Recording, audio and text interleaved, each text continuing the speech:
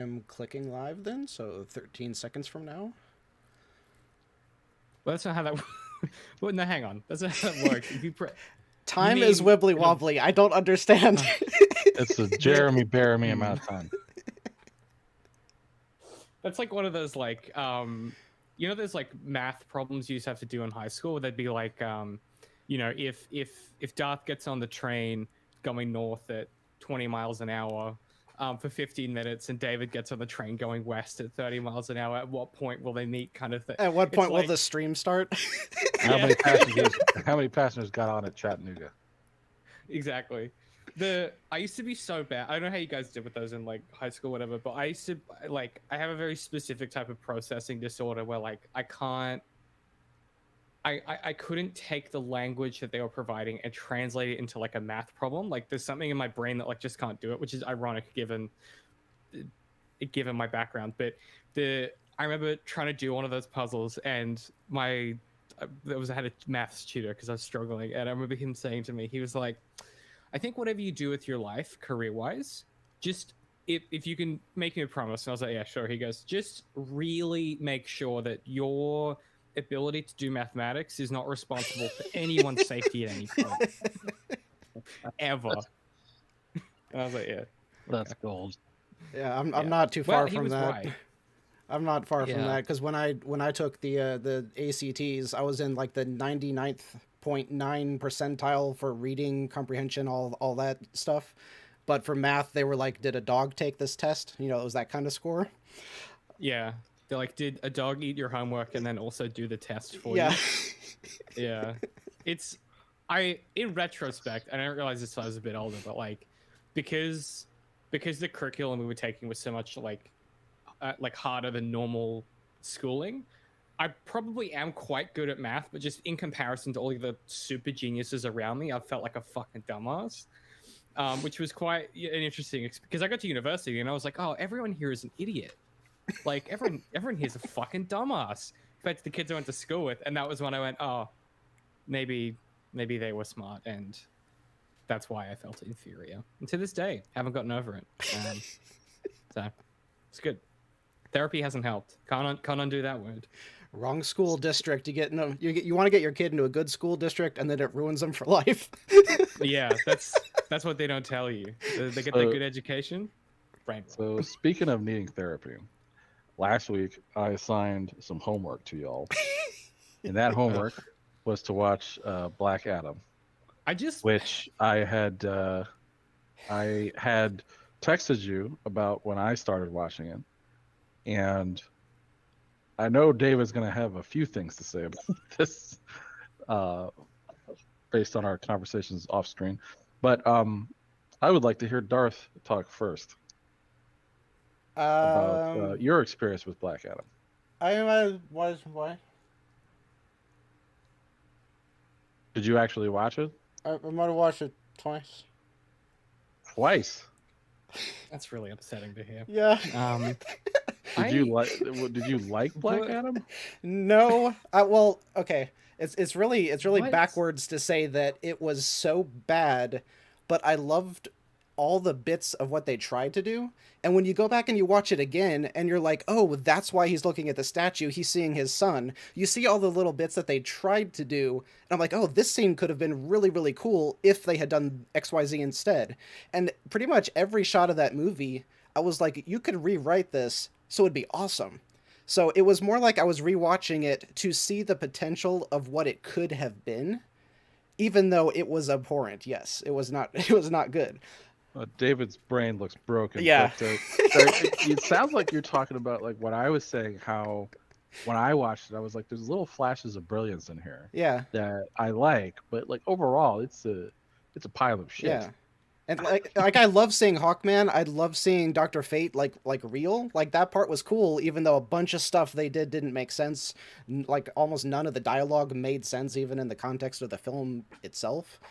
Did you like the part where that I was talking about, where the one of those moments where a character on screen says the thing that you want them to say, of like you have the Justice League coming in, they're like, we need to restore the balance, and they're like, and the lady's like, where the fuck have you been? Yeah. For like the past like 20,000 years or whatever.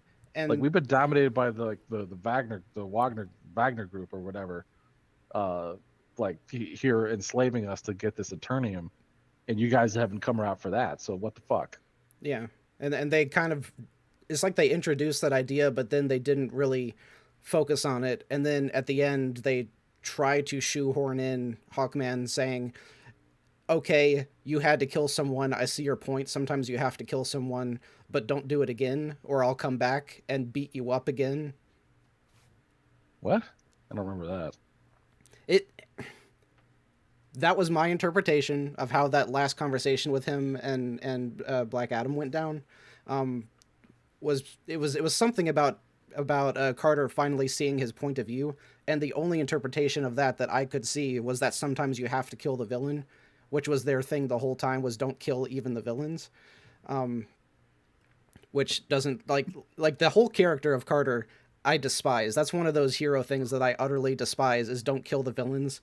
I'm like cap them then and there. I am so in favor of that. Yeah, it's like they need to face justice. Like, no. Just kill them. All right, David, let's hear from your broken brain. I'm still just kind of like, I'm still kind of reeling just from, just the word twice is going through his head. Twice? This is like when we were finishing the Sherlock show and you sent me a text and you were like, I watched the last episode like 5 times this week. And you were like, oh yeah, I just put it on as like ambience for my week, like while I was going about my life. And I just like,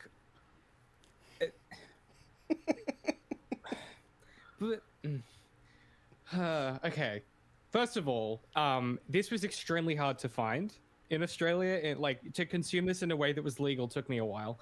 I've actually had to buy it on YouTube, of all places, which is reliably the only place to get things here, other than like having to go through and try and find which of like the 5 streaming services that are all owned by the same company here stuff is on. So anyway, it was a hassle to find, and I eventually did buy it. I'm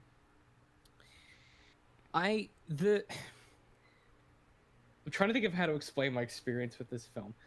It took me 3 goes to watch it. Like I had sat down and got through the first 10 minutes 3 times before I actually was able to.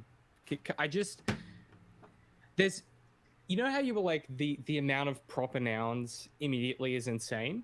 Yeah. I don't know what it does to my brain. Maybe it's just because of this type of stuff I write now, just like I'm deep in the edit for book 3.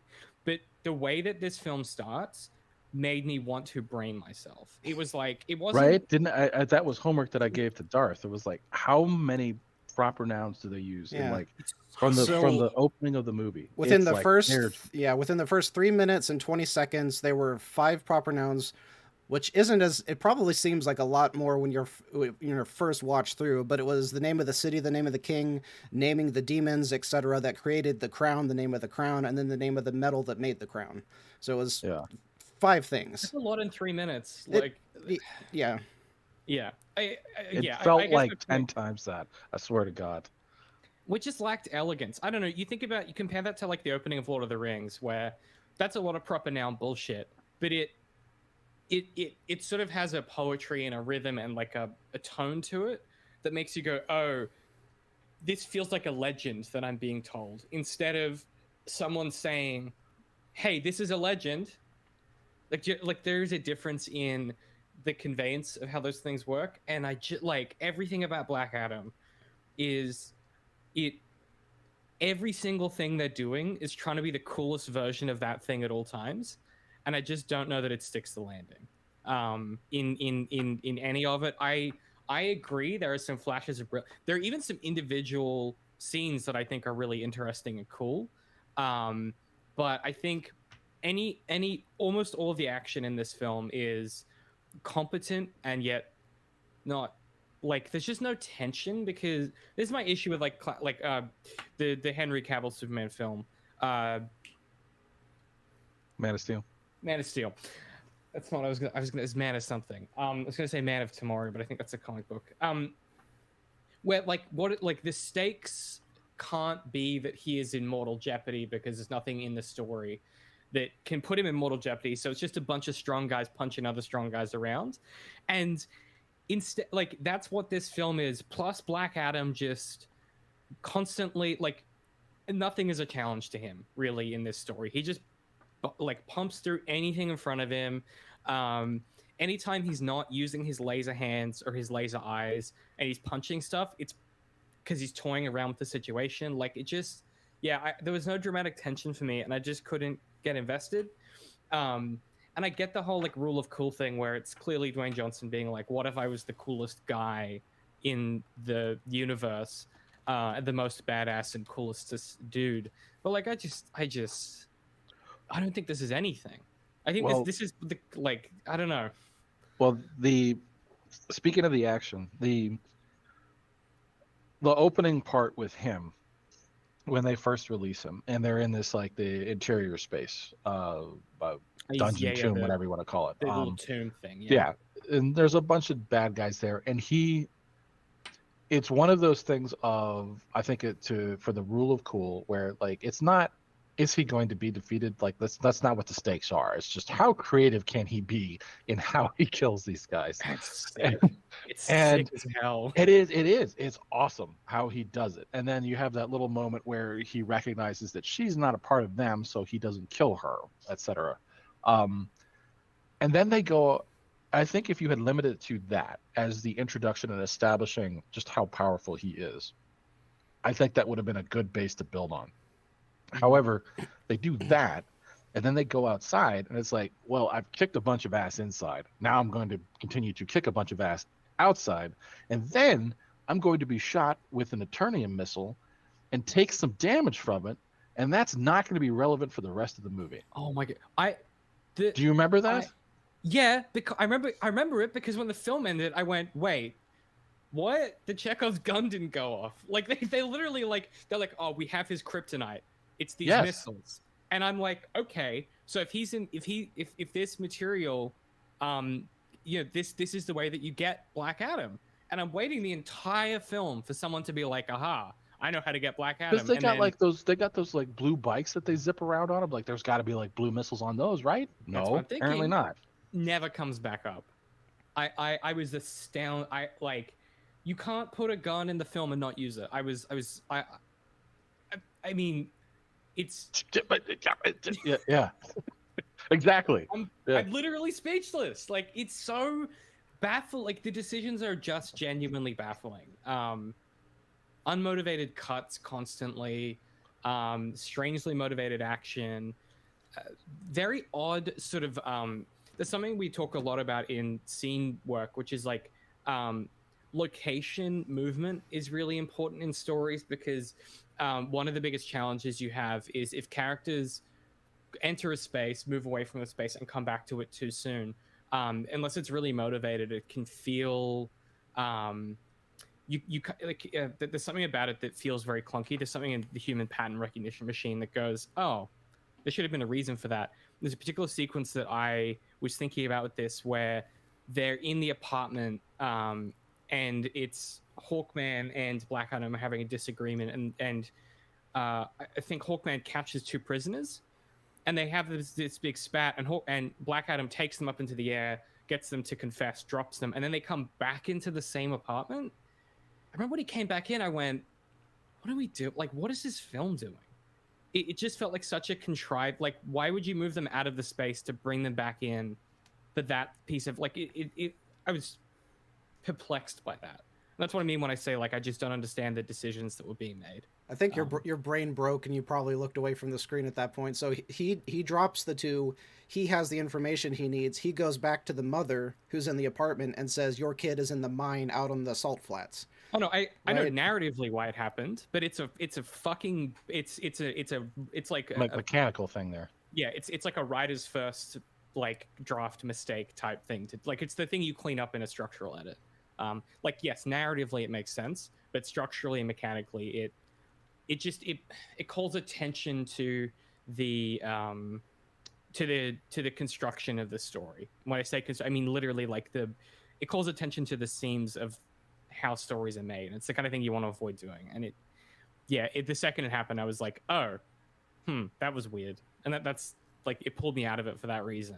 That makes sense. There's another point that I would like your opinion on it, and that is the who the hell is he? It's like Atomic Guy or something like that. Yeah, Atomic Punch, Atomic something. One Man Punch. I don't know who he is, but like Adam Atomic Smasher, Punch. Adam Smasher. Adam Adam Smasher. Smasher. Yeah. So I didn't like him at all, No. and there's a kind of mannerism that he has, which is not something that I really like in superhero movies, and it feels just incredibly disconnected and out of place in these like very high stakes environments. And it is I can't right. believe that this happened, dude. Well, that's just that.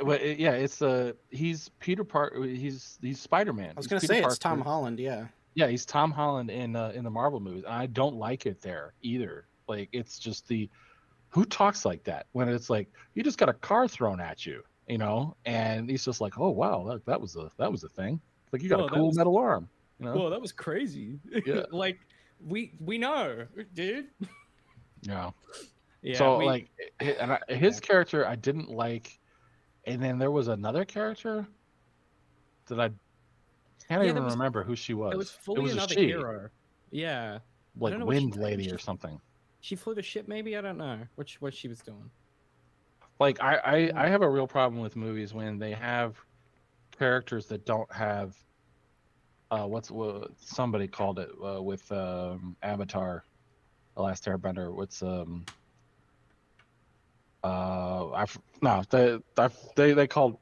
they called it something, but it's like extra character disease or something like that. Which basically you have too many characters, and you don't have enough for them to do. Yep. And there's not enough to develop about them, and they don't have anything significant to contribute to the story. They're just sort of padding. Yeah, and that's almost like why they brought them in, was so they could say we are the Justice Society. Because if you don't have those extra two bodies, then it's just two people that are the Justice Society. Yeah. Which, it's like, so call them something different. I mean, yeah, you're right. I mean, it's very much the first Suicide Squad has this problem to the umpth degree, where it's like you halfway through that film you're still getting title intro cards for new characters. Like it's a level of absurd there. I think here, I think you can get away with a large cast of characters, but you've hit on, I think, a big issue with the story writ large that is happening here, which is, for additional characters to make sense, they have to be motivated in the story.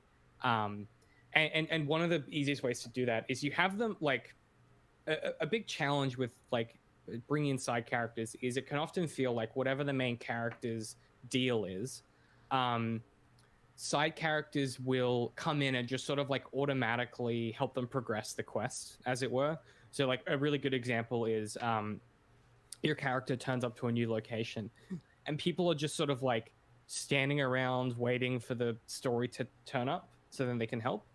And one of the ways you do that is you give characters existing things that they're in the middle of that this is a disruption for. So like, for example, in this story, if you wanted the whole like Justice Society thing to feel a bit less contrived, you could have had them, and this could be the case, and I have just forgotten, so don't get me wrong, but have them already be in the middle of doing some other operation that is more important than this. And like he turns up and scuts up some other plan they're in the middle of executing, and they suddenly have to balance these two things, and then they have conflicting interests, and that's how you can separate the team and have those other characters motivated to get involved, at the last minute. Like, there's ways you can kind of finesse around it, but yeah, they just felt like they felt like they were each missing like another 4 pages of script or something, which I wonder if that was excised in the edit or in the drafting. I don't know. I think there's a whole lot that they just I expected him, The Rock, to have been like a major part of this, and from what I could tell, he wasn't. He wasn't a producer, he wasn't a writer or anything. But because there was so much that was just like the flashy, no substance. Because there were so many opportunities for just like awesome character building. Like when he first is released from his prison and he starts murdering all the guards, like that would have been the moment where he looks around and he's like, where are the wizards? That is the last thing that he remembers, was the wizards locking him in the cage. And then he wakes up and he starts fighting all of the wizards because he has, theoretically he has no time memory of how him being locked in there for 2,000 years or whatever. So yeah, and all of that backstory of him trying to adjust to this world Also, he learns English like literally like this. Yeah, minor correction because someone's gonna write a comment. So, Dwayne Johnson was a producer on the film and has basically been. What he did is he basically said, and I don't know if you guys know the backstory of how this got made. So he's been trying to be a superhero for like 20 years. This film was like in pre-production hell for about 10 years. And he decided, I want to say like 2010 maybe, he decided that he was going to be Black Adam, and has been on a mission to make that happen ever since. And one of the conditions of him doing this film is that he wanted like veto power for decisions that were being made about the film. So there's this funny anecdote where in the post-credit sequence, they wanted it to be two other Justice Society characters that would set up a future Justice Society film they were planning. And Dwayne Johnson said, no, it has to be like, I'm not authorizing these characters in my film. And so DC couldn't even overrule him to preserve their own continuity. They had to give in to his demands. So the way that I would read this is, while he didn't write it, I think certainly this is in a very real sense like what we would call like a vanity project for him, right? Like this has been the thing he's wanted to do for years. And yeah, that it's big and flashy, but like I've said before with Dwayne Johnson, he's a great live performer. He's a fantastic live performer. You see that with wrestling. He's incredible. He feeds off the energy of everything around him. I just don't think that translates on screen all the time. In all these in a lot of these roles, I think it really takes a particular kind of film. Him in the Jumanji films, he's so good in those and so funny in those, because the cast have such good chemistry and there's a lot for him to play off of. Whereas and it's a twist on the original story too. So. And it's a twist on the original story. And who's he got chemistry with in this film? And I think that's ultimately the challenge here is there's no tension, there's no spark, there's no friction in the narrative. It's just a kind of a, yeah, I mean, yeah, you hit the note. It's just kind of bland and The only one who can defeat him is him, and then after he's defeated, we're like, oh, we need him to come back, and boy, didn't see that coming. Yeah. Oh my god. Also, the only one that can defeat him is Shazam. That's the whole point of this character. It drives me mental. I fucking hate when people do this with stories where they're like, yes, Black Adam, one of the more interesting villains in our pathos, in our sort of pantheon of pathos-filled villains. What we need to do is fix him. It's some real Stephen Moffat bullshit to be like, this character who was born as a nemesis to Shazam, you know what his reimagining needs? Shazam to be excised from his origin and plot. What are you doing? Hang on, back up. He's not a good guy. And originally, Black Adam is not a good guy. No, he starts as a villain, then becomes an anti-hero. Okay. Yeah. One of the other things I did want to bring up is I did sit down and watch Shazam the other day, and for my money, that might be the best DC hero movie that they've made so far. It was fun in a lot of places. It had pretty good pacing. I can identify one significant problem with the movie, but overall, it was a pretty good time. And it was a transformative story, which I like, for at least for the main character. And then because you have the whole want and need thing where it's you've all seen it, or you've seen it, David? I haven't. Yeah. We saw it when it came. We went to the whole press thing for it. Yeah. What did you like it, or did you think it was at least okay? I thought it was fine. Yeah, I thought it was one of the more competent entries. Yeah. Yeah, it's not something that I would to give you a counterpoint. Thor Ragnarok is I fucking love that movie, and I will recommend if people I haven't seen Thor Ragnarok, you should see Thor Ragnarok. This one I wouldn't be you need to make time in your schedule to see Shazam, but I wouldn't go that far. But it was I liked it. It was enjoyable. It was a good time. Very much the opposite of Black Adam. Yeah. But like I will say, and tell me if you think I'm right about this, that I think one of the most significant problem with that movie is that the main character is they. I don't know if I'd go so far as to say he's unlikable, but that they don't do an effective job at the beginning of the story of getting you to care about him or empathize or sympathize with him, etc. Like, Mhm. you know what I'm talking about, where it's like you begin the story and it's like your job as the author is like you've got to get your audience to care about your character, your main character, like immediately. And there's a number of different ways that you can do that. The thing that I always like to point to is the first 6 minutes of Rey in The Force Awakens. I think that's like textbook if you want to get like and also you could run that side by side with Wally and you see a lot of similarities, but like that's like those first 6 minutes of The Force Awakens with Rey is like textbook, which is why a lot of people really like her character, and because they do such an effective job of getting you to care about her. Whereas like him, he starts out and you very clearly see like the want and his need of he wants his mom back, but what he needs to recognize is that there's a reason she hasn't been in his life and that he needs to accept his new family, etc. But yeah, at the beginning, he's kind of a jerk.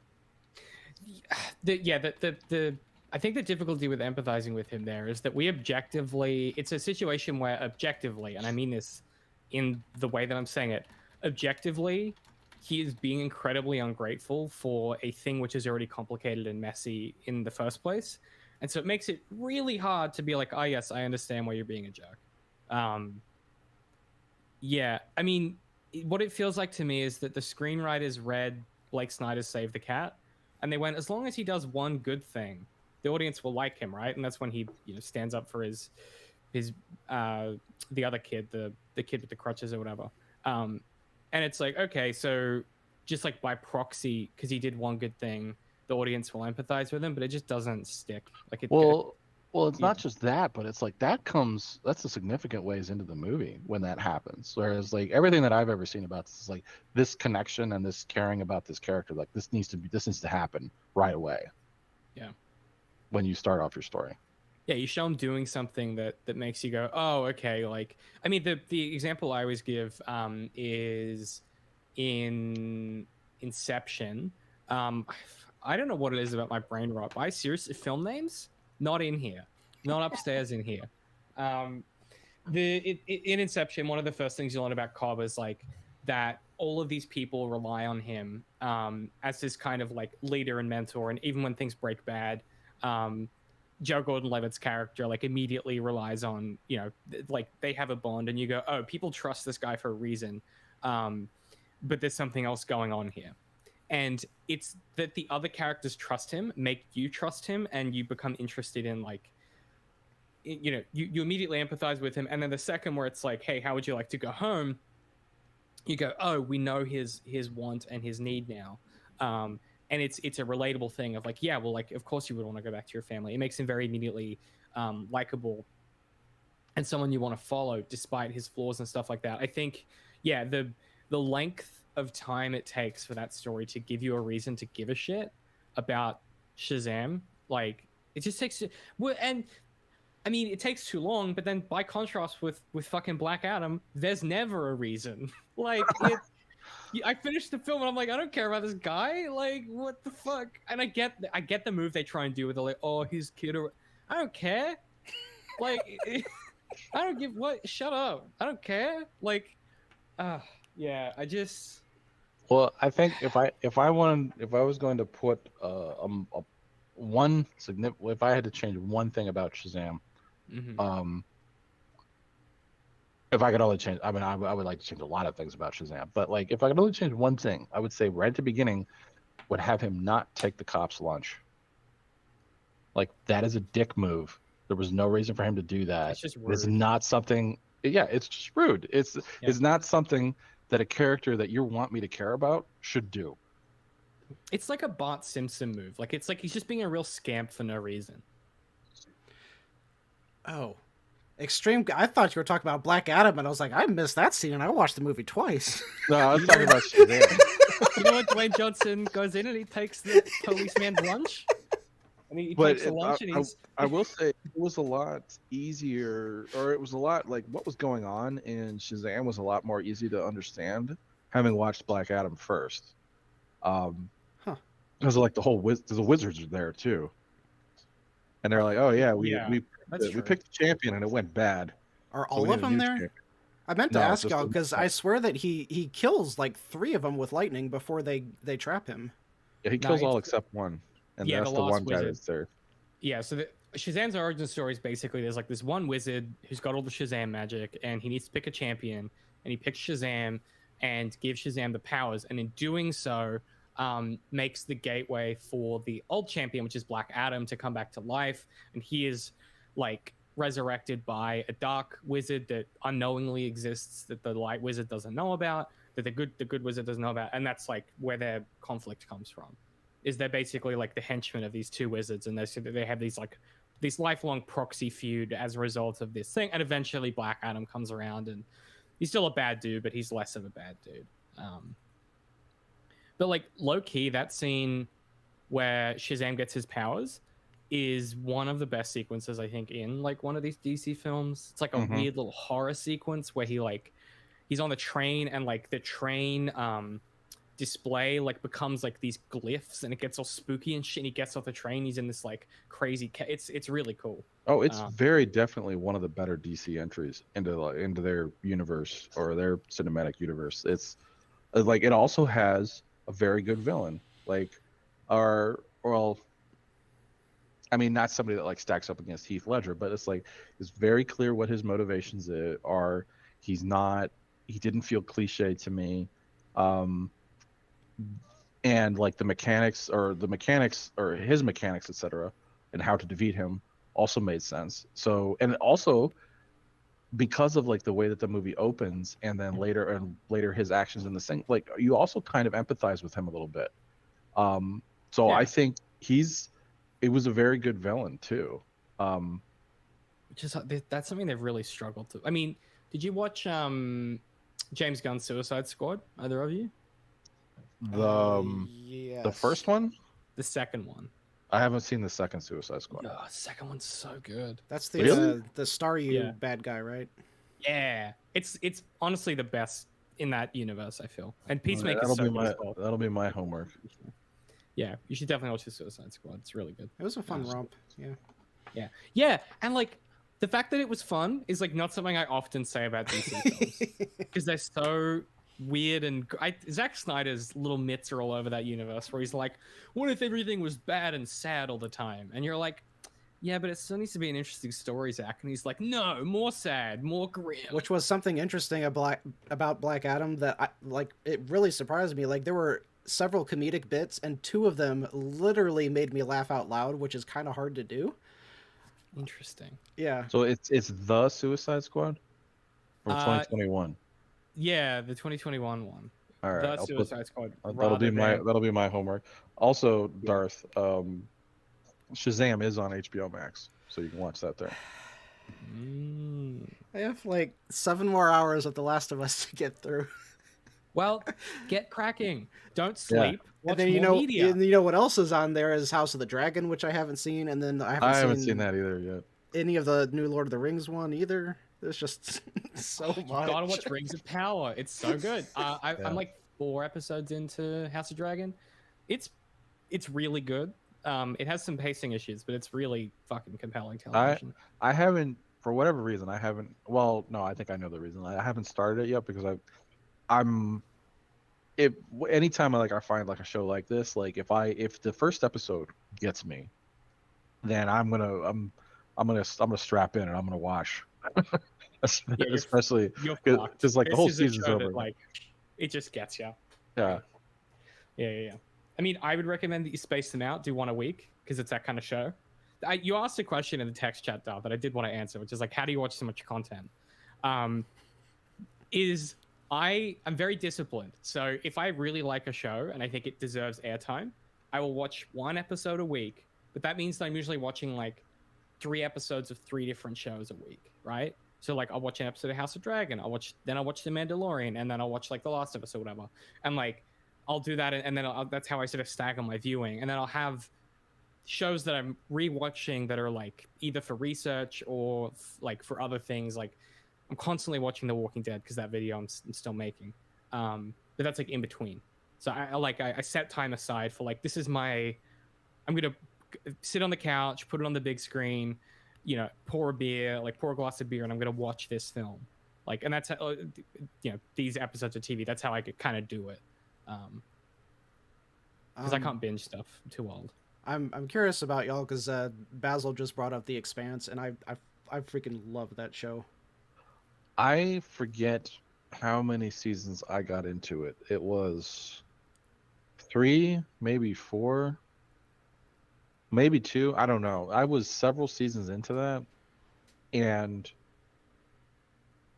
I don't remember if there was a delay or the other season had come. It's been so long since I've seen it. I would probably have to start from the beginning. And again, that's one of those, because I know what a commitment that would be. It's going to be a while before that happens. But yeah, that show, I will say, like, that was one of the ones that is incredibly compelling, like right from the off. And I really wanted to watch the shit out of that show. It was, that one got me. That one grabbed a hold of me like right away. I think I know why. So I've watched the first season. I have a really nerdy admission, which is I've read like 7 of these books, but I haven't actually watched the show beyond the first season. I will at some point. I think one of the reasons that it works so well and is so gripping is something we've talked about before, which is it's very process oriented. So it starts with like, here is the state of the world, and here are the constituent parts and how they work. And that first season in particular is it's just one big world building thing where it's setting up the state of political affairs, but because it's so process oriented, it doesn't feel like someone it doesn't feel like someone sitting you down and being like, and here's how the world works. It feels like you experience people moving through how the world works, and then you kind of extrapolate upwards, and then the story can begin in earnest. It's very the opposite of the sequel trilogy. It's the opposite of the sequel trilogy. It's Andor, baby. It's Andor. Well, speaking of Star Wars, why don't we talk about that? Is this the Switch? Sure, that's the segue. Beep beep. All right, so this episode was called The Pirate, and does the whole entire thing take place on Navarro? I guess except for some side trips. Yeah.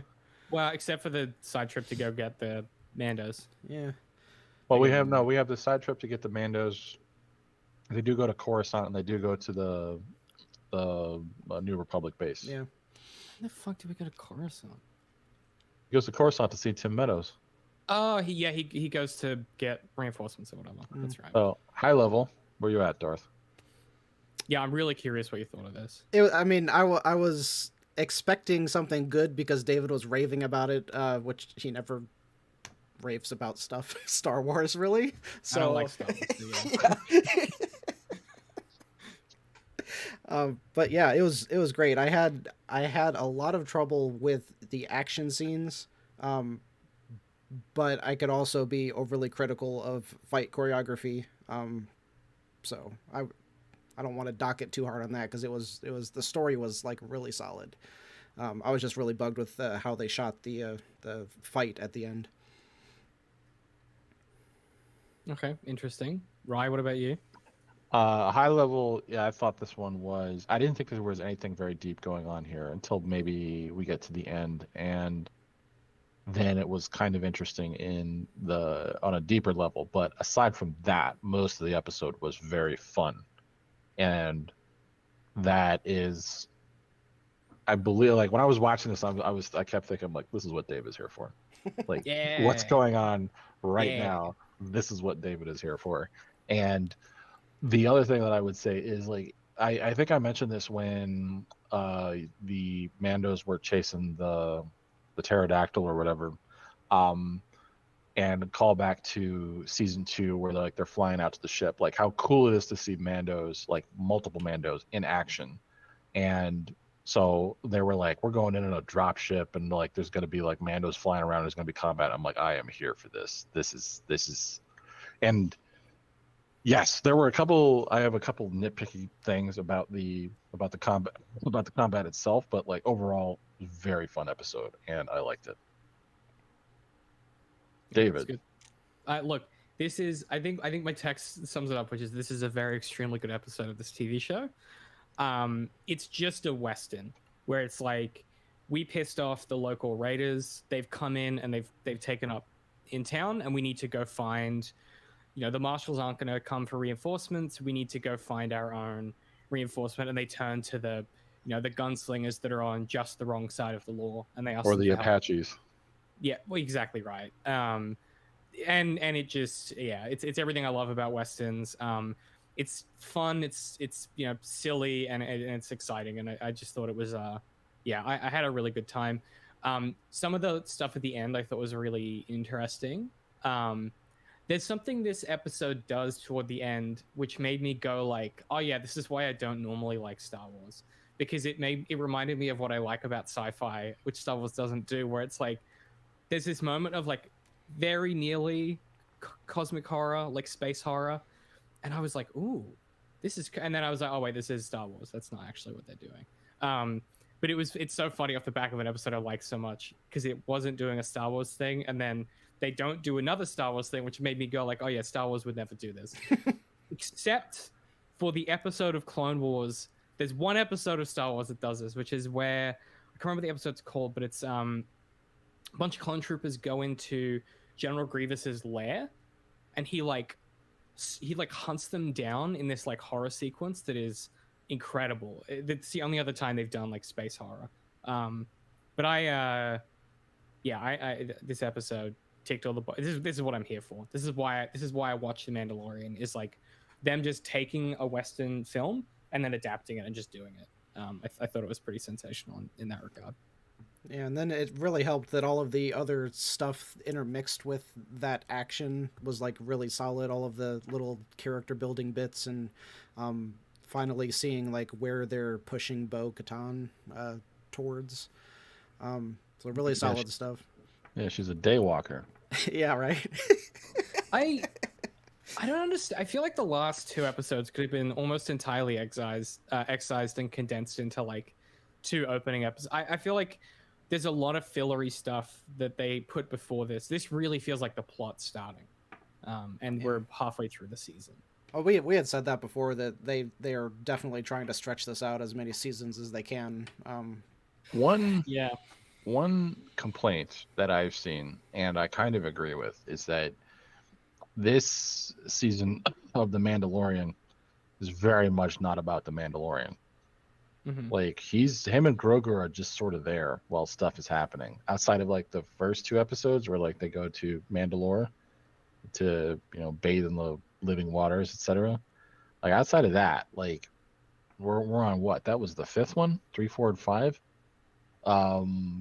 3 was not about them at all. That was about the Doctor, and then 4 was again more about Bo earning her spot in the Mandos, and then this one is about Grief Karga and the pirates, and like Mando is kind of existing. He's kind of existing in the story. This one didn't really feel like it has a main character. I don't know if that makes any sense. How do you think he's not? Yeah, I know what you mean. I guess there's this. Something we've talked about before is the idea of doing these little side stories. We talked about it with the episode with the scientist, the doctor, right? Mm-hmm. Which is that in certain stories it can work. Like, I mean, Breaking Bad does this with just such panache every time, where you'll have like a character from 3 seasons ago suddenly show up in an episode, then the entire episode is about them, and then they're gone forever. And it does something with the story to progress the themes or the ideas, or is like explains a very small piece of the puzzle that we didn't realize we wanted explained.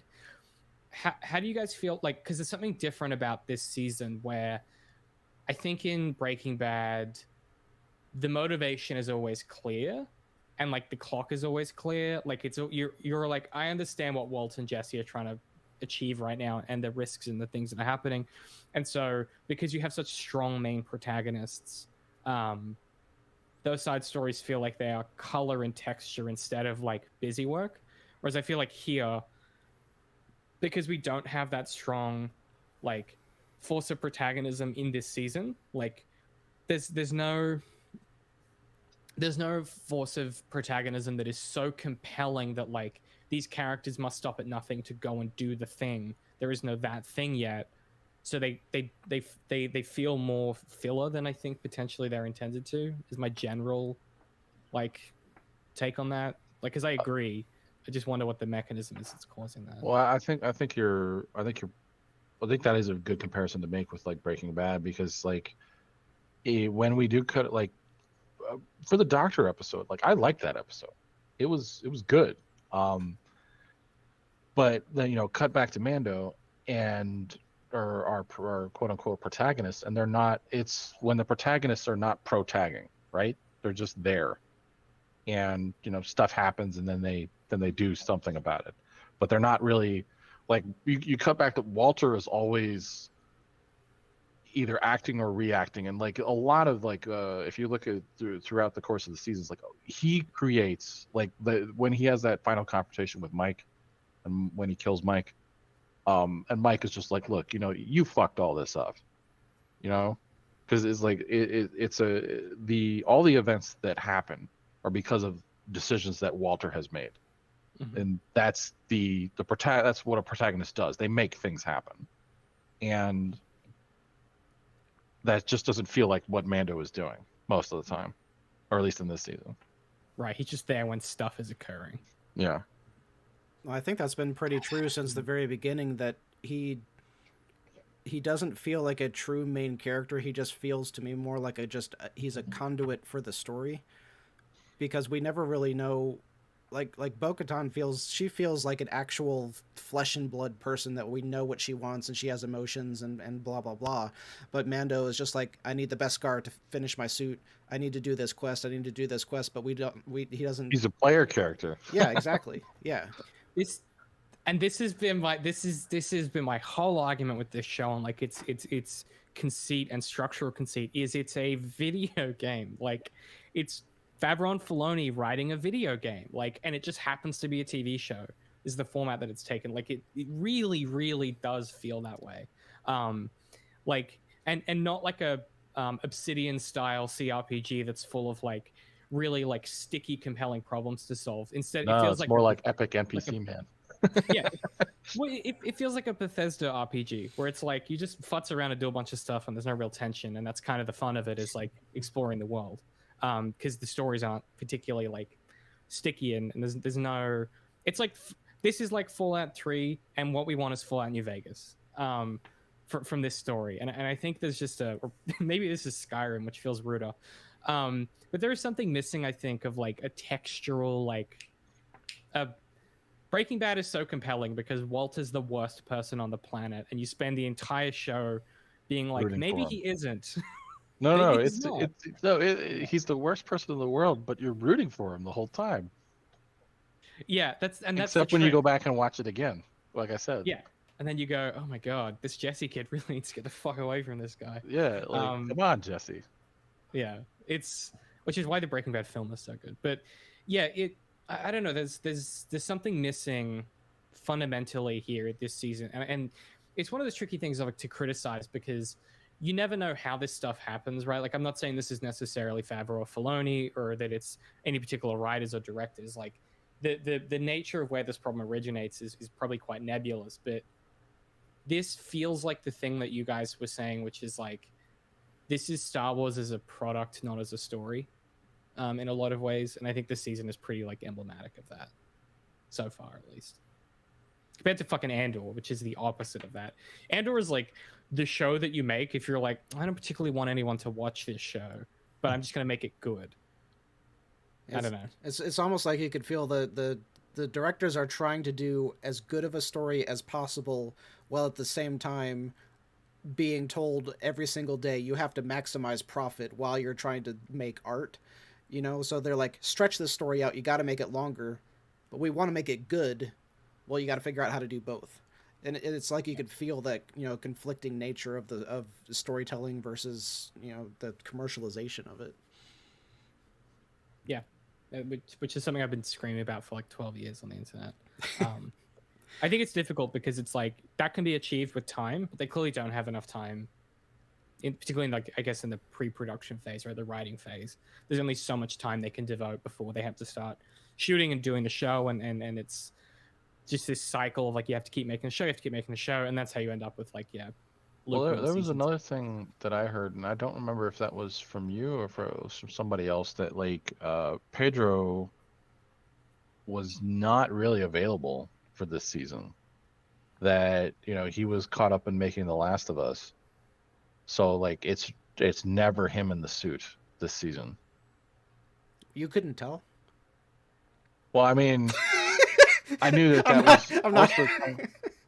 No, I knew that was not him most of the time before, because like that was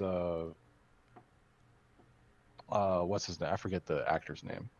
The stunt guy that does him. But yeah, like partly, like I guess maybe part of the reason that like it doesn't feel like he's that involved is that Pedro Pascal couldn't be that involved with this season. Yeah, which is I mean, that's like one of those unfortunate consequences of like you accidentally cast the hottest dude in Hollywood TV at the moment. Like, whoops. I mean, that's like a weird, not a mistake, but like it's one of those weird things of like, I guess that's good because he's very talented, but we also like would love if he could be available for our TV program where he's the main guy. I mean, you can work around that. I mean, like, speaking of The Walking Dead, which Basil makes a good point. One of the biggest issues with The Walking Dead is like the two characters that the story is fundamentally about left the show, and so they're like, how do we adapt these comic books where these two main characters are the plot for the entire length of the comics?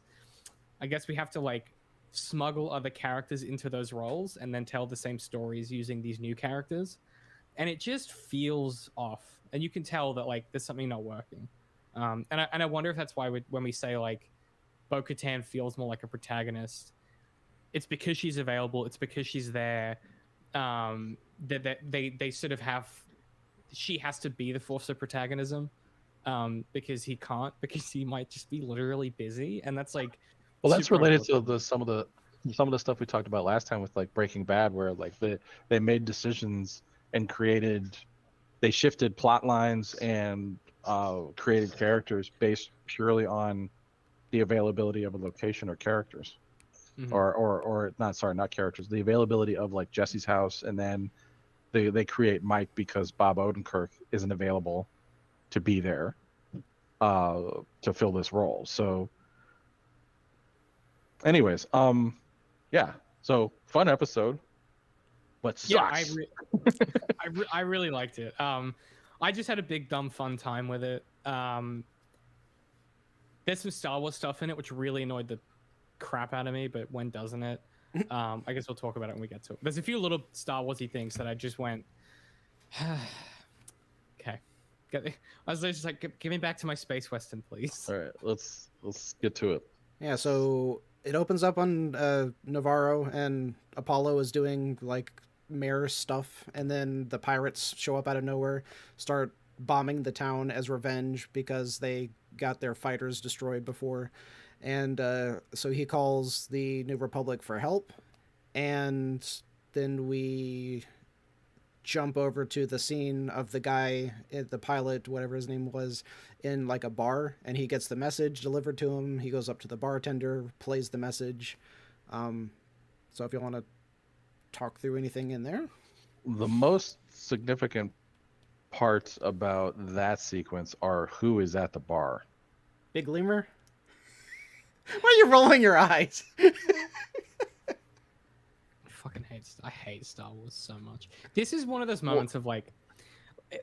Well, let's back up. Like, yeah, you guys need to explain. Which of y'all have seen Rebels? I haven't seen the whole thing, but I've seen enough to immediately recognize. I don't know if it's the same species or if it's supposed to be whatever his name is. Well, it's definitely the same species. I was talking with my Star Wars friend at work, and I was like, I was watching it, like immediately I had to go back and like rewind and watch that scene again, because the whole time I'm thinking like, is that him?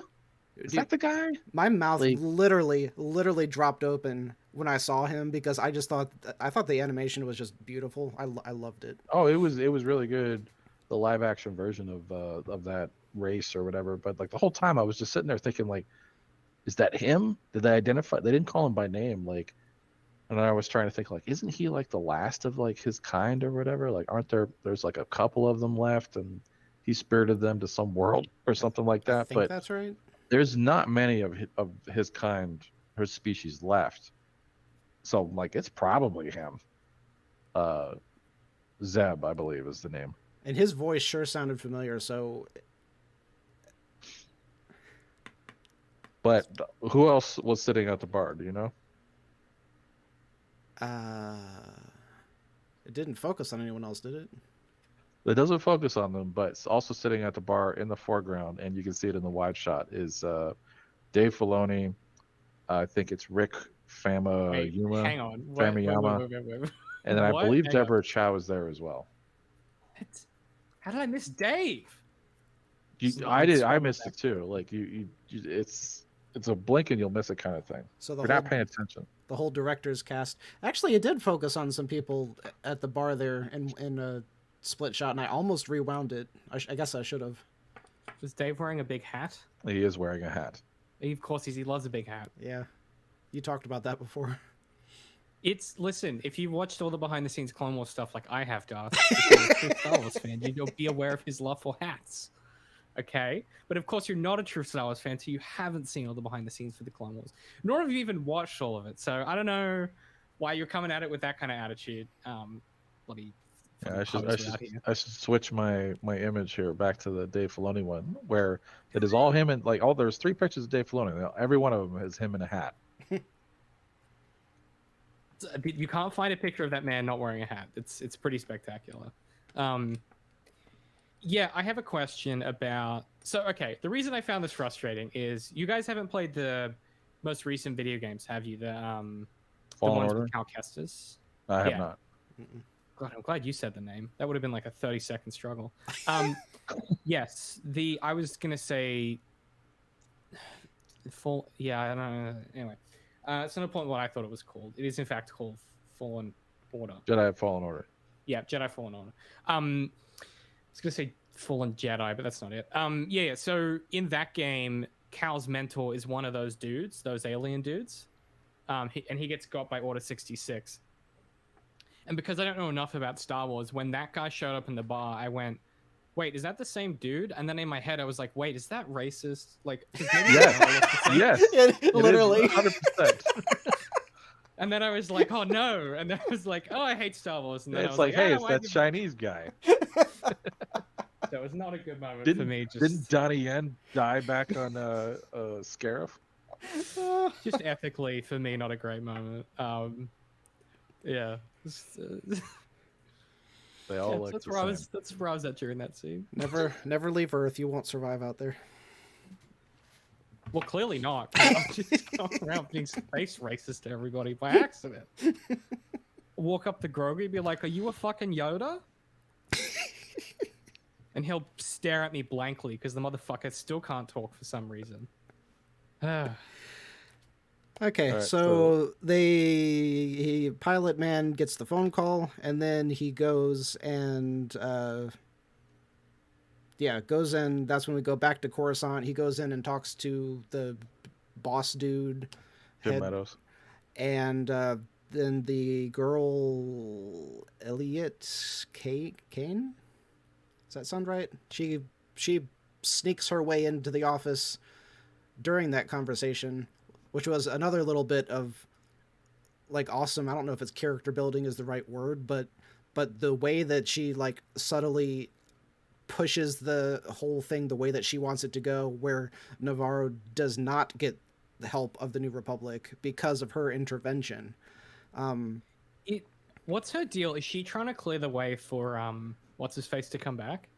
Well, I think that's the implication is that like I think that was kind of set up in the Doctor episode where it's the New Republic thinks that she's working for them, where there's this subtle sort of hint that her motivations might not be strictly aligned with the New Republic, like that she's got some other motivation going on, probably something to do with Moff Gideon or the Empire. At least it feels like, I should say, it's not that subtle. It feels very telegraphed in that. It's pretty telegraphed. Yeah, in the episode 3, and then much more so in this one. But I really did like the interaction between her and the pilot. I don't think the pilot like is a fantastic actor, and it really kind of takes me out of the scene whenever he's acting or trying to. But the dialogue that the two of them have, where she's like, well, you know, they didn't sign an agreement, so fuck those guys. She like throws the book at him, basically. Yeah, and he's like, well, that's a very imperialistic attitude, don't you think? And she's like, well, you know, maybe this will be the kind of thing that they need to sign the agreement and everything like that. The best part is then the boss is like, hey, stop being space racist to Imperials. It's very good. Yeah, no, that interchange between the two of them I thought was really good.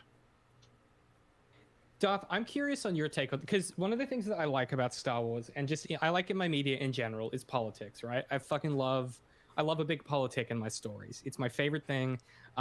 If you think you don't like politics in your media, you're wrong. Politics is great. And you probably just don't like the politics you're seeing in the media. But at any rate, I really love the prequels because, let me read. Do not clip that out of context. Let me read Too late. Too late. Shit. Cancelled in Star Wars fandom. Reddit r/Reddit/Star Wars banned.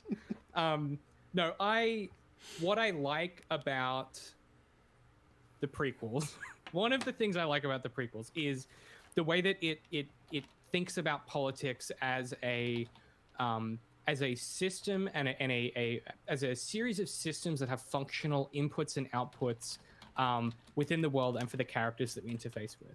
So, for example, Qui-Gon Jinn is kind of like he's on the outs with the Jedi Council because he takes too many risks. He's too much of a loose unit, right? And Obi-Wan kind of adopts that mentality, but then tries to sort of play all sides of this puzzle. And then you have Padme and her involvement, all these big moving parts, and it's really thinking about how political systems have inputs and outputs that are not necessarily one-to-one.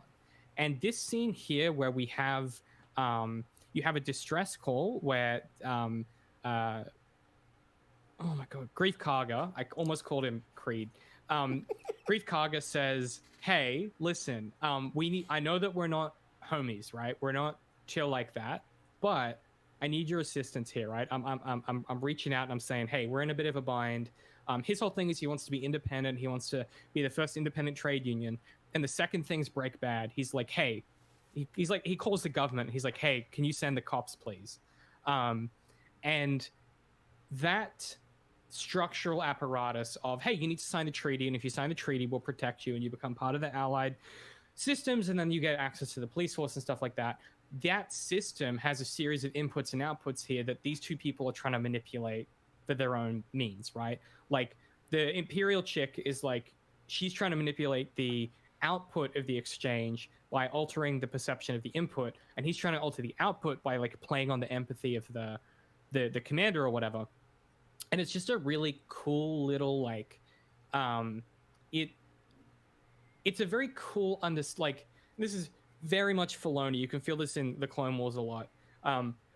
It's really him going, how do people like in real life try and manipulate these systems, work around the rules, have the rules enforced? How does this actually work in real life? And I mean, you see that all the time in the Clone Wars with like Anakin constantly doing shit that's off the handle, Ahsoka always doing shit that's off the handle, and watching the system push and pull against their outputs. And so for me, this was a sequence where, yeah, while clunky, it made me go, oh, this is like everything I love about Filoni and his approach to Star Wars as this like a big thing that's interested in politics. And I guess I'm interested on your mileage for these kinds of scenes, Darth, because my intuition is like, I think it's something that Star Wars fans may not necessarily like. I don't know why, but that's just like it feels like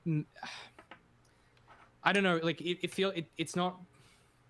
Yeah, I don't know. That's just my Spidey sense is like I don't think this is like a I don't think the fandom writ large would enjoy this kind of thing, and I don't know why I think that. It just was like in the back of my head when I finished the sequence.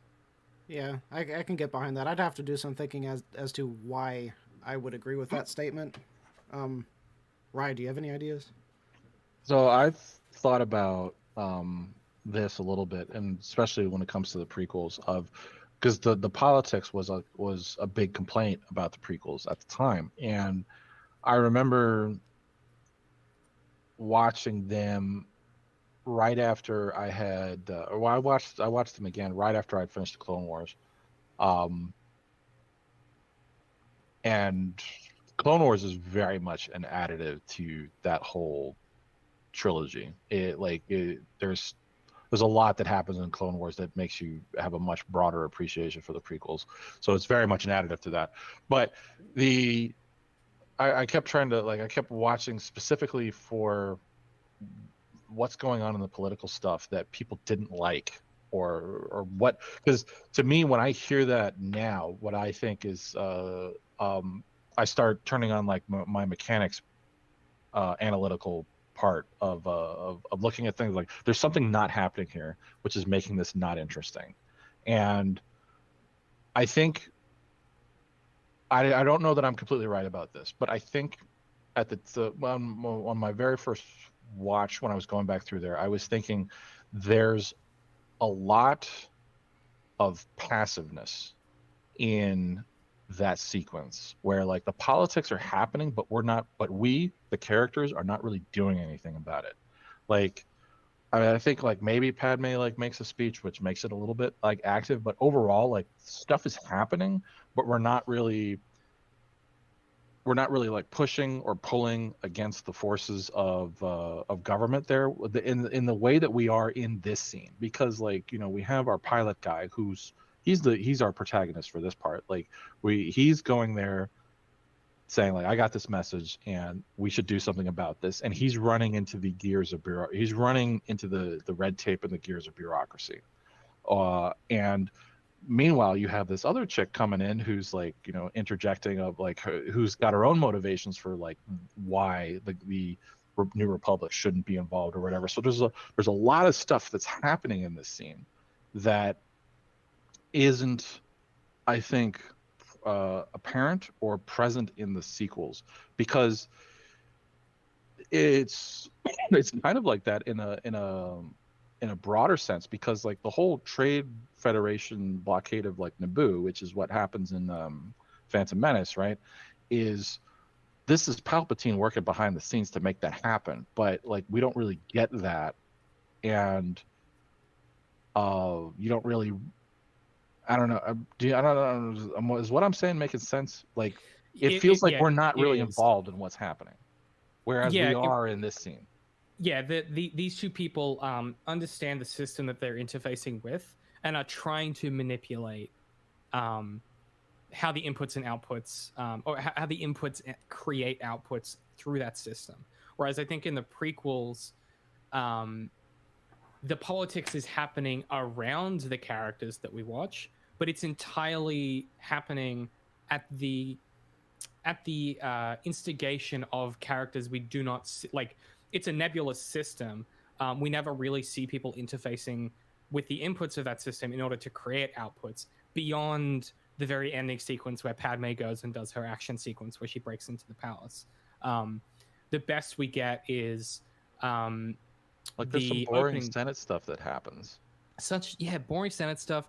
The coolest bit is the opening where they send Qui-Gon and Obi-Wan as like negotiators, and it, you know, breaks bad pretty quickly because they try to assassinate them. But that's the most active that we see for the most part in those stories. Our characters be politically, and then the rest of it is just it. To be honest, it's mostly Palpatine doing stuff, and then it's mostly like the Jedi Council not doing things. And, you know, there is something to be said about their passivity is the point.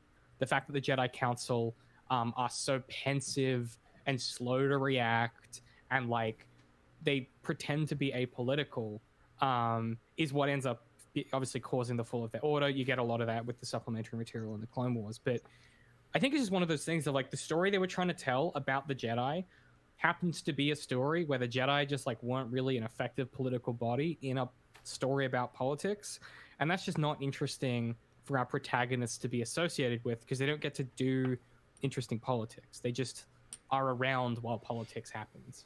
And this feels like the opposite. This scene. This feels like, yeah. The other thing I would say is that like or I think there's 2 points that I want to make here. Is like the first one is that one of the broad complaints that I see about like the prequels is that, you know, nobody cares about like boring Trade Federation stuff, and I disagree with that because there is a way to make that interesting. Because every war film ever. Yeah, like, yeah. There is you just have to. There's a lot of different things that you have to do, but like you have to create the right kind of story around that, and you can make that interesting. You can do that with pretty much anything. But that's the first thing. So, and I would argue that they don't do that effectively in the prequels. The second thing is that I don't want to say it's cliched, but it is not original what they did here, where you have somebody who is working against the inertia or pushing against the inertia of a big political system, where, you know, we don't make like these decisions, like the decisions that need to be made on the ground. Like, this is not a system that's capable of making quick decisions like that. And it's a great line that he throws in there. It's like, by the time that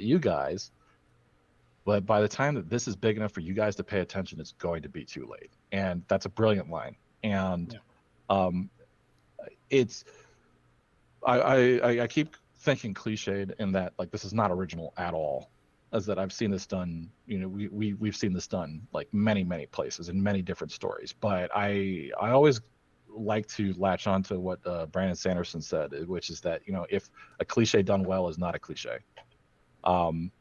So I thought that this scene and the way that they do the way that they demonstrate the political inertia of the New Republic was very good. And it's funny because I'll forget mine, so I'm going first. I thought that exact same thing when I was watching The Last of Us, that like everything in here is a cliche of a different zombie film that I've seen before. Like, even the like hiding out from the zombie who can't see you and having to sneak around, and then you step on something and then it jumps on top. Like, all of the stuff I have seen before, but they did it in a way that was unique and engaging, and it did not feel like a cliche. So I totally get what you're saying there. Yeah, I want to latch onto that because I was going to make a similar point. This is another episode of David Saves You doing a master's in literature. I'll give you this one for free. So one of the biggest things that people say about stories that's just fundamentally wrong is they'll say, "Oh, well, it's been done before, you know, so you shouldn't do that." And when I talk about genre a lot, and I talk about genre requirements and genre expectations, one of the things that we run into is this question of when you're looking at a story. So let's say, for example, you're doing a Western story, or perhaps a thriller. Let's use thriller because it's easier. You're writing a thriller story, like a noir thriller, for example, or like a detective thriller. Fundamentally, it's got to have a bunch of stuff that your audience is expecting a detective thriller to have. So that Ryan makes the good point, which is the detective investigates, and then the system says, "Hey, you need to drop this." Right. The best example I can think of is Silence of the Lambs. It's a pitch perfect thriller where Clarice Starling gets involved in the case and gets in too deep, and she goes to her boss and she's like, "We have to do something about this now. If we don't do anything now, it's going to be too late. When, you know, we need to intervene." And her boss is like, "You're off the case. You're out of it." And then she goes off book and goes and does her own thing. And this is obviously that same sequence. And when you talk about this idea of like doing a cliche and reinventing it, it's not necessarily that you have to like have a fully unique story. Obviously, structurally, there are patterns and different structures you can replicate for a reason. But if you have to do a thing that story requires, so like for example, in the James Bond films, there's always a scene in every James Bond spy thriller where James Bond gets captured by the bad guy, and the bad guy puts a gun to his head and he explains his evil plan, and he says, "I expect you to die, Mr. Bond." And one of my all-time favorite reinventions of that is in Casino Royale, where they strap Daniel Craig to a wicker chair with the seat gone, and this dude whips his balls with a rope. And it's the same scene. It's the same goofy scene from the 80s James Bond with the laser coming for his nuts, but it's completely reinvented, and completely original, completely interesting, and undeniably, it's so compelling that any man watching that will physically look uncomfortable. And so that your job as a storyteller is not necessarily to reinvent the wheel. It's to find those opportunities to engage with what makes your writing voice and your style unique and interesting, and what's going to serve the story in an interesting and different way. Clichés exist for a reason. They work. And your job is not necessarily to repeat those clichés. It's when you must use them, find creative and interesting ways to use them, because those are the moments people will remember, that will like stick in their brain. Like that's the shit that like sticks with you, right? Because it's a cliche, it's already sticky, and if you can do it in a really compelling and creative and interesting and dramatic and motivated way, those become the scenes that people go like, holy like they remember that for like decades. Like that James Bond scene, that second I saw that, I was never going to forget that.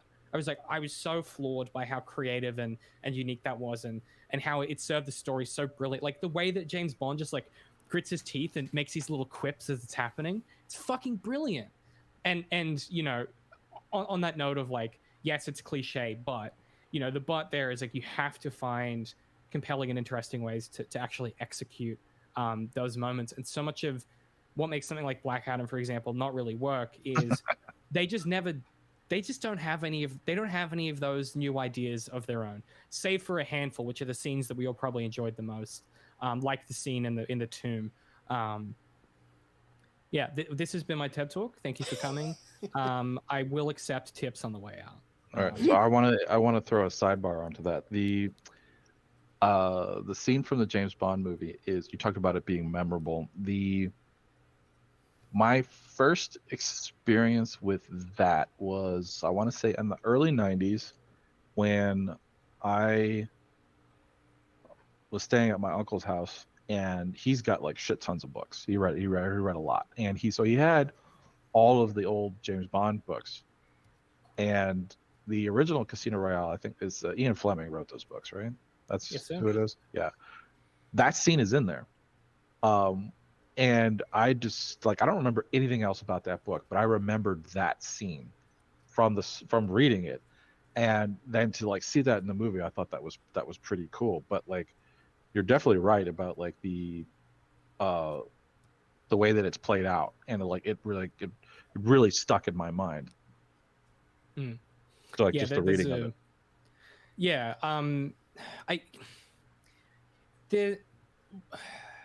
Wow. Like, well, actually, I would say the more interesting thing about that, like, is of reading it, is you get his perspective on the whole thing, of what his goals are in that scene. Is like he's accepted that he's finished, or he's fucked. So his whole goal is to get the guy to push him to the point where he's going to die, because it's like there's no other way out for him like that. And so that is why he's like goading the guy.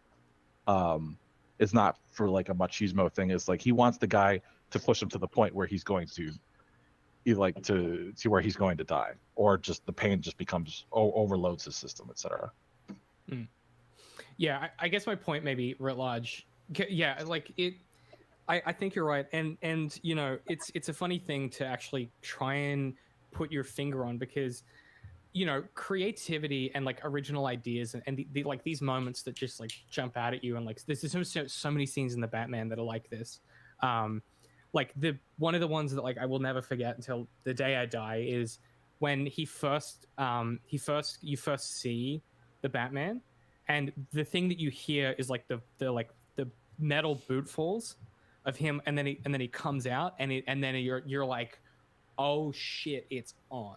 And like it's that reveal, and it just like it carves a chunk into your brain and just like puts a little apartment up for rent and moves in, and moments like that, your mileage is going to vary based on your taste as well. That's the other thing that I think is really important to note here, is like, depending on your taste in story and media and things like that, what those moments are going to vary dramatically, and your mileage is going to be different. So something for me that I'm like, oh my god, I love that so much, is something that Darth is going to be like, well, that was dumb because it was stupid. I didn't care about that.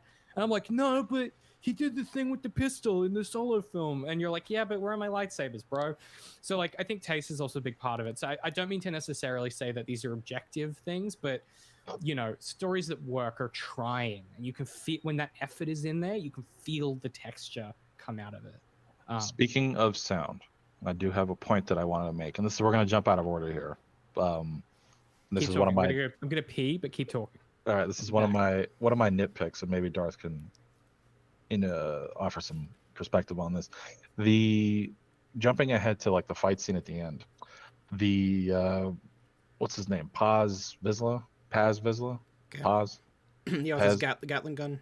Yeah, I do not like the sound design on that gun at all. Yeah, it's totally wrong.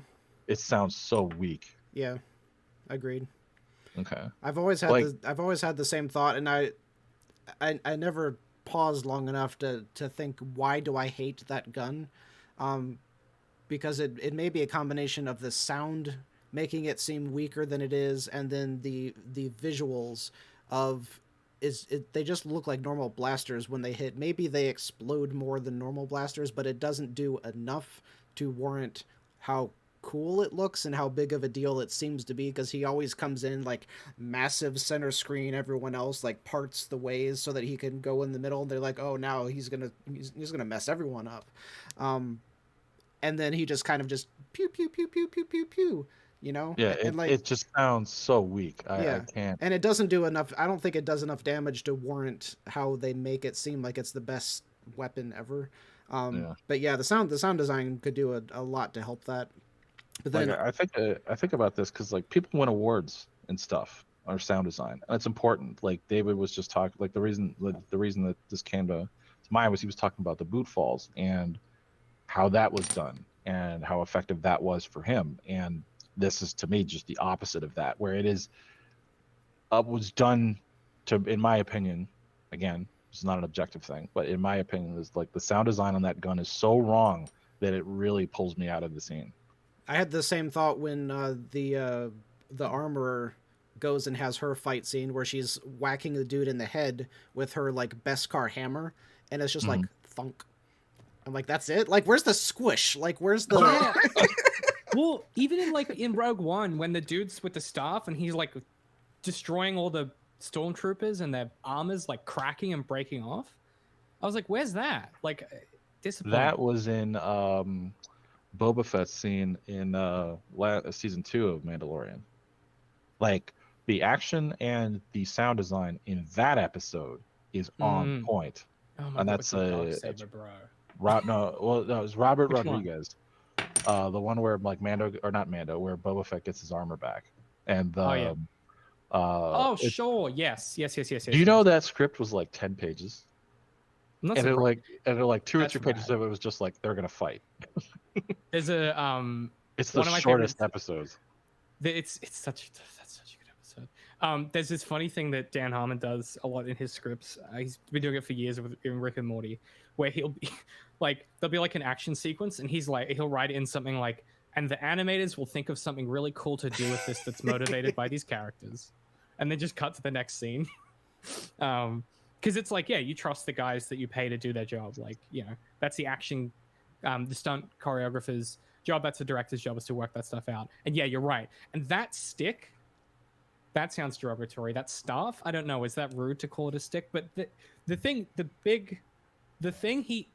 the bow stuff, no, that's not right either. The sand people stick that he's hitting them with feels lethal because of the sound design of the impact and the output of it, where it's shattering the actual armor itself. And yeah, I think her hammer is supposed to be that, but it just simply isn't. Yeah. Disappointing. Okay, so backing way up, so in the last scene in the office there, the pilot has his request turned down, And like somewhere in there, I think we also have another hint of Moff Gideon's shuttle theoretically going missing, and there's this rumor flying around. I think they mentioned that in that scene. Then cut back to Navarro, and they're evacuating the city, and there's apparently only like 20 people that are the populace of the entire city. I don't get what was I guess they had to show someone leaving, but yeah, that was weird, right? It was very, I would rather they have just had everyone like hunkered down in their houses and they're just being abused by the pirates. Well, maybe that's what's happening. We just maybe don't see it. I don't know. It was just they made it seem like they had to evacuate the city so they wouldn't get bombed, but then the pirates are just wandering around the city anyway. It's not like they're just, you know, they're not sacking the city or raising the city, whichever verb. They're not destroying the city. You could choose either or. They both apply. Choose your own verb. So the apparently there is a droid R whatever unit that leads the pilot to the covert, and then he asks for help. He gives Mando the recording that the mayor sent to him, and then Mando stands in front of all of the other Mandalorians. He gives his whole speech, and you have to hold the magic hammer when you talk. He's got the talking stick. Yeah. So funny. So funny. At first, cackling. At first I cringed at that, and then I was like, okay, I could see that it would be cool, but also, like, does every group have an armorer? So if you don't have an armorer, can you what talking stick do you use if you don't have the hammer? Well, I think it's just them. They're the child of the Watch, or they're the Watch or whatever, the Remnant. Yeah. So then he gives his speech. The big guy gets up to give his counter argument, and you think he's going to fight against it. And then he has this epic, because we are Mandalorians.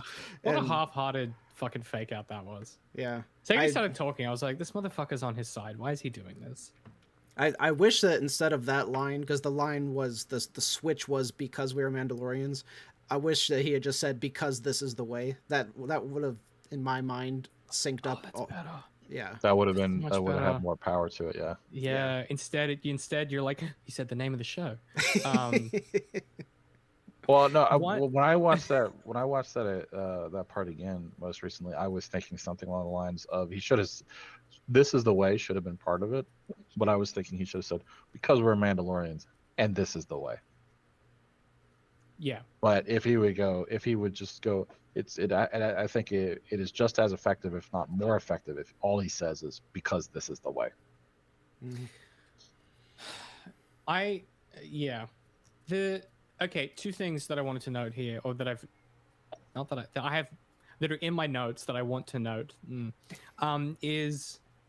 Didn't love that sentence. The droid that leads him to the covert that's the droid that Mando got to help him navigate to Mandalore.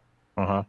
So that's the anxiety droid, which is still a very funny gag to me. The droid from the beginning of A New Hope that Luke didn't pick. Yeah, it's the other droid. Yeah, it's the anxiety droid. And as an anxiety boy, I can relate to an anxiety droid. So that was one thing which I thought was a nice detail. And then the other thing that I thought was interesting was, like you said, when he's in the office, he's like, this is all connected. Clearly, old mate's coming back, and the bureaucratic dude's like, I don't know, man, that's not. Get out of here.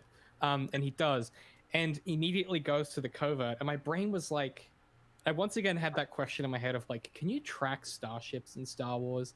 And then it made me think of hyperspace tracking, and then my brain collapsed. But like, can you track it? Because he says, I know that you'll leave anyway, because he's like, I won't tell anyone, but I know you're gonna leave anyway, I won't tell anyone.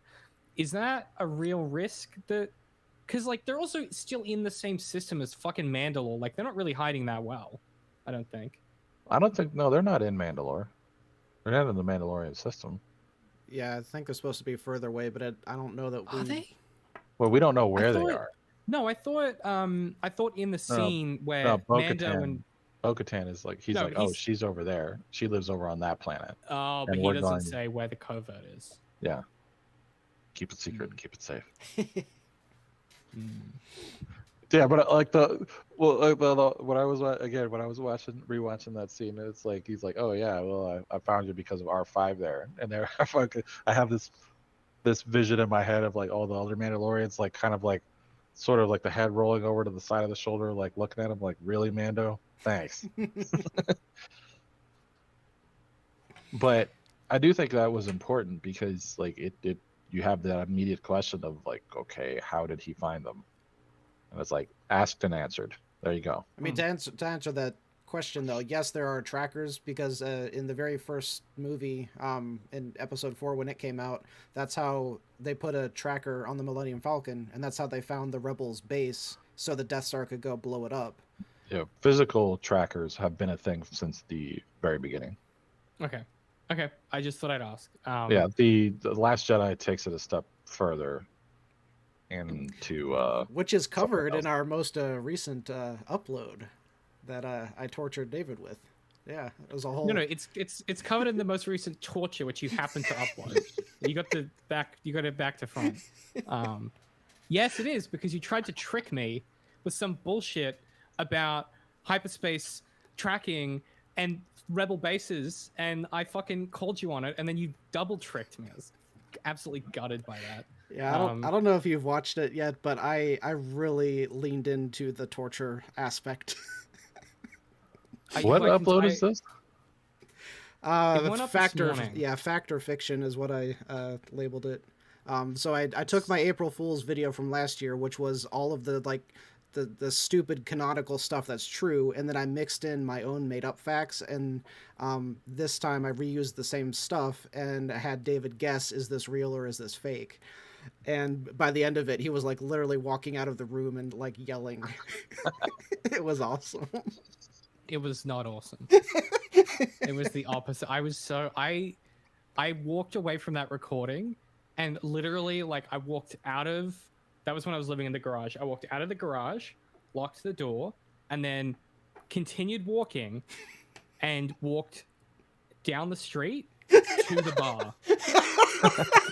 And it was like they just opened it to like it was like 12:10, and I was like, I need a pint of something strong. I can just see you talking to the bartender, and he's like, "What's wrong, mate?" And you're like, "Star Wars." The bartender was like, "You seem like you've had a morning," and I was like, "Let me fucking tell you." Let me fucking tell you what I've just.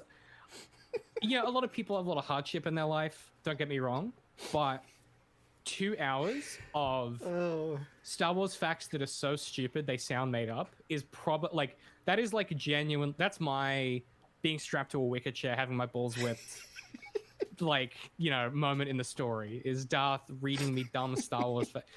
So just it's just like all of them trip like a short circuit in my brain. There's like a live wire that they all trip that just yeah. It's a fun time. Go watch it. It's fun. Obviously not a fun time for me, but everyone else. Yeah. Yep. That's one of my favorites to go back and watch, especially after you tortured me with Sherlock so much. So it's a vindication, even though it happened before the fact. But yeah. Time is true, yeah. Time is wibbly wobbly. Time's weird. Yeah. All right. So, Mandalorians all agreed to go help. Then we cut back to Navarro and the ships, which are Bo-Katan and Din, and they are flying in their starships. They drop off all of the Mandos who go down, and they're like the ground assault, and then the two ships are going and they're attacking the cruiser, which is still hovering over top of the city. The cruiser releases its own fighters, and Din leads them away so that Bo can go and attack the cruiser. And we've got this whole dogfight going on, which was, I thought the whole thing was choreographed pretty well. Like I said at the beginning, my biggest problem was the ground assault. Which you see this, I've been trying to figure out how to describe it, because the easiest way to describe it is to look at martial arts films when you have like a scene where it's 30 guys versus one guy, and then you look at the 27 guys in the outer rim who are just bouncing back and forth and not doing anything. And that's the kind of choreography that I saw from the Mandalorians in the ground assault, where they were just like, they would kind of hide behind a tree and then kind of shoot, and it didn't look motivated enough, if that makes sense, in a lot of the actions that they took. But it was still enough awesome that I was like, yeah, this is what David's been waiting for. This is wicked. This is where it's all been leading up to. It was really fun. I love a good big gunfight, and I love the offsiders coming in and just tearing fucking absolute ass. Like, it was just cool. Yeah. Also, I liked that they show the Mandalorians struggling and then overcoming the odds. I don't know if it was done particularly well, but I think the idea of it was really cool. Where like they are kind of in a pinch at one point, and then they back each other up and make it work. And I really appreciated that aspect to it. Do you have any thoughts, Ray? I have one thing that I liked, and then one thing kind of related to what you were talking about. So one of the things that jumped out at me that I liked was the salacious crumbs in the tree, going like, "Hey, the bad guys are over there." Yeah. It's like those characters have always been mischievous, malicious, not good guys. Yeah, they're little scamps. They're little guys. And so for like the Mandos to show up and them to be up in the tree going like, "Hey, the bad guys are over there," I thought that was a really nice touch. As far as when they get pinned down or the way that the fight scene progresses, I think, or what I want to say is that the way that it's choreographed or written, I feel shows a lack of imagination or appreciation for jetpacks. Yes, because I'm like, I was like the whole time I'm thinking there is an asymmetric of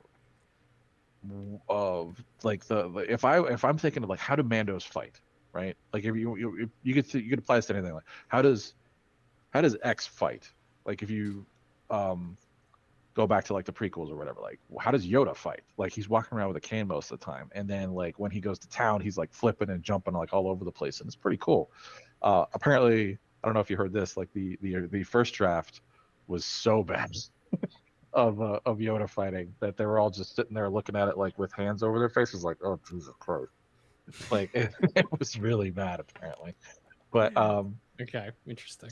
But yeah, so I think what we were seeing here demonstrated a lack of somebody sitting down and going, if you were Mandalorians, or like Mandalorians have this sort of ethos, I don't know if that's the right word, if they have this sort of doctrine, they have this sort of belief system, they have these tools available to them. If that were the case, how would a force like this fight? And I think you can kind of see that in like the Dothraki in Game of Thrones, or like the difference, like the Ironborn or whatever, like, or the wildlings. I don't know if I'm coming up with the right sort of differences or whatever, but basically like the equipment, the people and the equipment dictates like how that they would fight, and like to have the creators sit down and think about how would they do that, and would they, first of all, would they do it differently than other people, and then how would you do that? And that's basically what I'm going for here, is that I see like the whole time I'm sitting there, I'm watching, I'm like, they're not fighting, they're not using all the tools that they have at hand, they're not fighting asymmetrically the way that I think that they should. Now, you could very easily argue that the reason that they don't use their jetpacks there is because then they would like fly up in the air and they'd be out of cover and they'd get shot. But like to have them like just walking down a street like that, I think just demonstrates a lack of imagination. Yeah, I agree. If you have two groups of combatants with asymmetrical capabilities, you better fucking hope that you have them use those in a way that makes sense. Otherwise, why not just have them all be dudes with guns? Like, you know, it's just like a, I don't know, this happens in Clone Wars a lot as well, and I don't know like to what extent it's just like they make enough of this stuff they can't afford to be creative with everything, but certainly there's a lot of this stuff in Clone Wars that where you're like, okay, they're all just doing the same thing. It's just like clones shooting at droids, and they all just have the same capability. And it's not until you get these like hero fighters in the mix that things change. And that's kind of what they do here, where like Vizsla comes in and he's got the big gun and he's able to turn the tide, kind of thing. I just think, yeah, it's like a fundamentally uncreative approach to gunfighting and like this kind of thing. Ironically, they get it right with the dogfights in the air, so it does feel like perhaps just a lack of action choreography or something there. Well, what it really feels like is that whoever the fight choreographer was, that they understood a fight but not a battle, if that makes sense. So all of the dogfighting stuff was 1-on-1 or 2-on-1 or whatever. All of the fight scenes all of the cuts of the fight scenes. So you'll have the big battle, but then you'll go to a cut of a Mando doing a grappling hook to pull one pirate, and have like a short 1-on-1 fight. All of those made perfect sense. But it was like the bigger battle stuff of how do you have this group move, like Rye said, the way that this group is moving in battle against this other group didn't make sense. But the smaller fights, like the fight choreography of the armorer, the tools she used were stupid, but the choreography was fine. But it's the overall battle that just felt so, and that's a different skill set, I guess, to be able to move a whole group of people and have them all doing stuff that makes sense instead of just a 1-on-1 fight scene. But what did y'all think about her? Because it irked me so much that she went into battle with her tongs. I mean, someone give that lady a blaster. Like, what are we doing?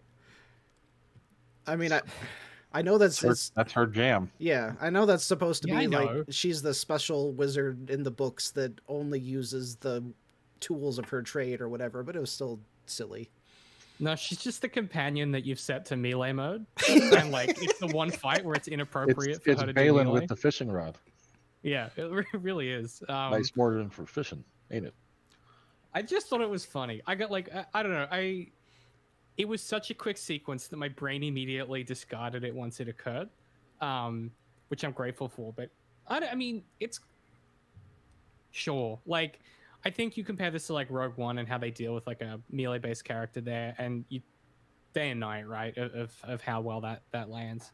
I just don't know why. Like, I mean, so I know narratively why she's there, and I know extra narratively why she's there, which is that she needs to be there at the end to have the conversation with Bo-Katan to be like, hey, we should go back home. But like, why she's in the battle, I don't understand, because isn't she like the one person who, like, if she dies, they're all shit out of luck, basically? Like, she's like the one person that needs to survive. And then something we had talked about before is that, are these people wearing Beskar or not? Because if they are, they're all like immortal. Like, this battle was I think there's different. My new theory is I'm thinking about this way too much. My new theory is that there is like pure Beskar and then like Beskar infused stuff. And so any of the pure chromed out Mando stuff and like Bo-Katan's new shoulder is like pure Beskar metal or whatever. And then everything else is like, alloys of Beskar. Because otherwise, like, yeah, wouldn't these guys just take all the hits they need to take and just shoot the other dudes? So that's the only conclusion I can come to that makes like structural sense. I'm not sure though. Yeah, that'd be neat. We talked about it before about when they did, it was whatever, season 1 or 2, when they're invading the ship and Mando just walks and uses his body to block bullets, and we're like, seeing that kind of stuff from all of the Mandalorians, or at least all of the ones who have pure Beskar, would be like really cool to lean into that, but they kind of just seem to forget that they have Beskar most of the time. Probably because it's too big of a whatever you call like the Avada Kedavra. Like you can't keep doing it because then there's no threat if you always have this magic bullet. Yeah, it's the special move in the video game. It's your ultimate. You need to. It's on a cooldown. Yeah. 2 hour Can't just use cooldown. it all the time. Yeah. Best car doesn't activate for another 20 minutes. What are we going to do?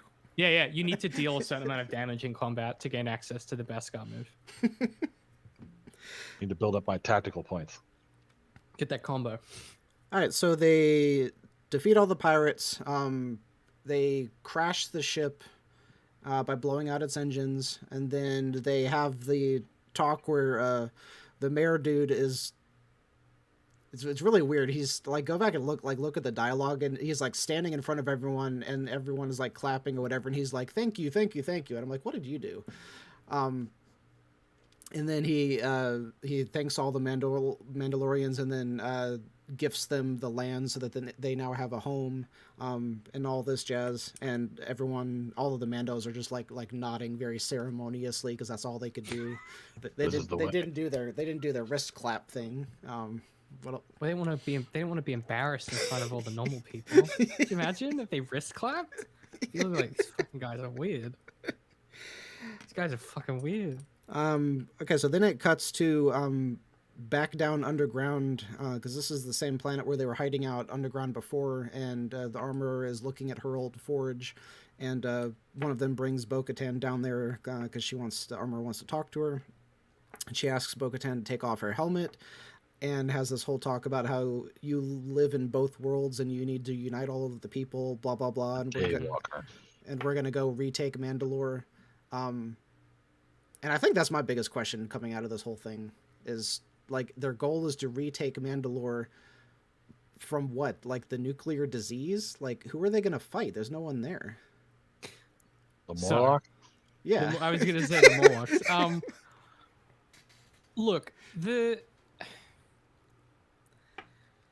two things before we talk about that, because I just want to get them out of the way. First, Mando standing on his starfighter during that sequence and just like nodding to Grief Karga. 10 out of 10, coolest video game protagonist ever. Love the fit, love the cloak, love the spaceship. All very good. Just 10 out of 10. Like, you can tell Favreau and Filoni were like, this is going to be sick. And it was sick. That's thing one. Thing two, what do y'all think about? I mean, obviously, yeah, the Daywalker thing is interesting. But I liked the moment where she's like, the armorer's like, you respect my rank, right? And she's like, yeah. And she goes, take your helmet off. And I went, is this a trick? Right? That's what I was thinking. Yeah. It's really good writing. Like, that scene is the most tense this whole season has been. The entire season. Nothing has been more tense than that moment where I'm like, if this is a trick, this is going to break bad so hard, so fast. And you can see she didn't want to do it. Like, that was the most interesting thing, was like, you've talked about it before, that she didn't used to care about all this mystical stuff. And now she's like, I like this little family group. I don't want to lose it. I don't want to take off my helmet. Well, and that's the thing that makes this so good, is it's the same fear that Mando had of remaining exiled. It's not that he wants to be part of the creepy cult. It's that, like, these are his homies. And, like, he doesn't want to be excised from the only family he has. And she has that same moment now that all of her homies are gone. Her squad are fucked off when she couldn't have the Darksaber. And suddenly, in this moment of, like, clarity, she has to risk losing that family. And the way that she does that is by trusting the matriarch of that family. And it's just such good writing, where it's like, this is the ultimate trustful moment for Bo-Katan, and they nail it. Like, it's so good. I was very impressed with this scene. I loved her performance. Her performance was like, even with the helmet on, and you could tell exactly what her character was thinking. And then when she has her helmet off and she looks so freaking uncomfortable, I loved her performance in that. The thing that I thought was really interesting, well, I think you nailed the part already where she's told to take the helmet off when they're downstairs. But the other half of that scene that really jumped out at me was just when she goes up top. And we've talked before about the lack of expressiveness or the limitations of people in like full body suits, etc. But to me, like they looked again, like there's no expression change. It's all body language, but there's no expression change because there's no face. But they all looked betrayed. Or at least I got that sense that they all looked like they looked at her with her helmet off, and they looked, especially like Paz looked betrayed, and Din, I think, looked like, I don't know if it was betrayed or disappointed, but because she doesn't come out right away, like they see her without her helmet before the armor is like, yo, it's okay, I told her to do this, she's the Daywalker, and she's gonna bring us all back to Mandalore. But like I thought that was really really interesting, because there was a thing that my mom likes to talk about of do you remember Wallace and Gromit? Yes. The claymation, and it was of course. Yeah, I was raised by a British woman. Yes, I remember fucking Wallace and Gromit. So Wallace and Gromit, not, I think it was the second or the third one, the one with the penguin. With the penguin. Yeah, so whenever I think about like Mando and the helmet and the limitations that you have there and how you convey emotions or different sort of reactions without using any sort of expression, I always think about what my mom said about the penguin in that Wallace and Gromit, because the penguin, similarly, his reaction or his face never changes, but you get, from the context of like what's going on, you get a reaction, or you sort of impress upon that blank face a reaction. And I think I think about that whenever I look at like Mando or any of the other Mandos with their helmets on. There's to filter everything through the myopic lens of literature. There's a thing we talk about a lot in description and dialogue where if you're trying to convey that someone's angry, the way that a lot of people's instinct is they want to use adverbs. So they want to say like, I don't like Star Wars, David said angrily. But that doesn't necessarily, like, what does angrily mean? Like, it doesn't convey anything about like what that looks like or feels like. And so instead you might say, I hate Star Wars, David said, and crossed his arms. And suddenly your brain goes, okay, that's interesting. Or if I said, I hate Star Wars, David said, and rolled his eyes, they're immediately tonally different. Like your brain immediately tries to like supplant tone retrospectively onto the dialogue. And something that they get to do here with these Mandos is the only avenue they have is dialogue. And so they literally have to literalize that writing process into film, where they have to like find ways for these characters to react with body language and dialogue, because they can't have the micro nuance of the facial expressions and things like that.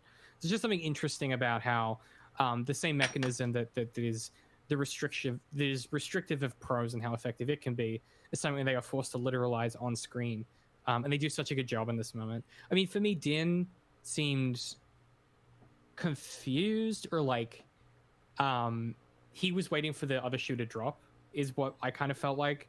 Like he's like, what is happening? Like, what am I getting here? Because he's kind of a dumb dude in this show.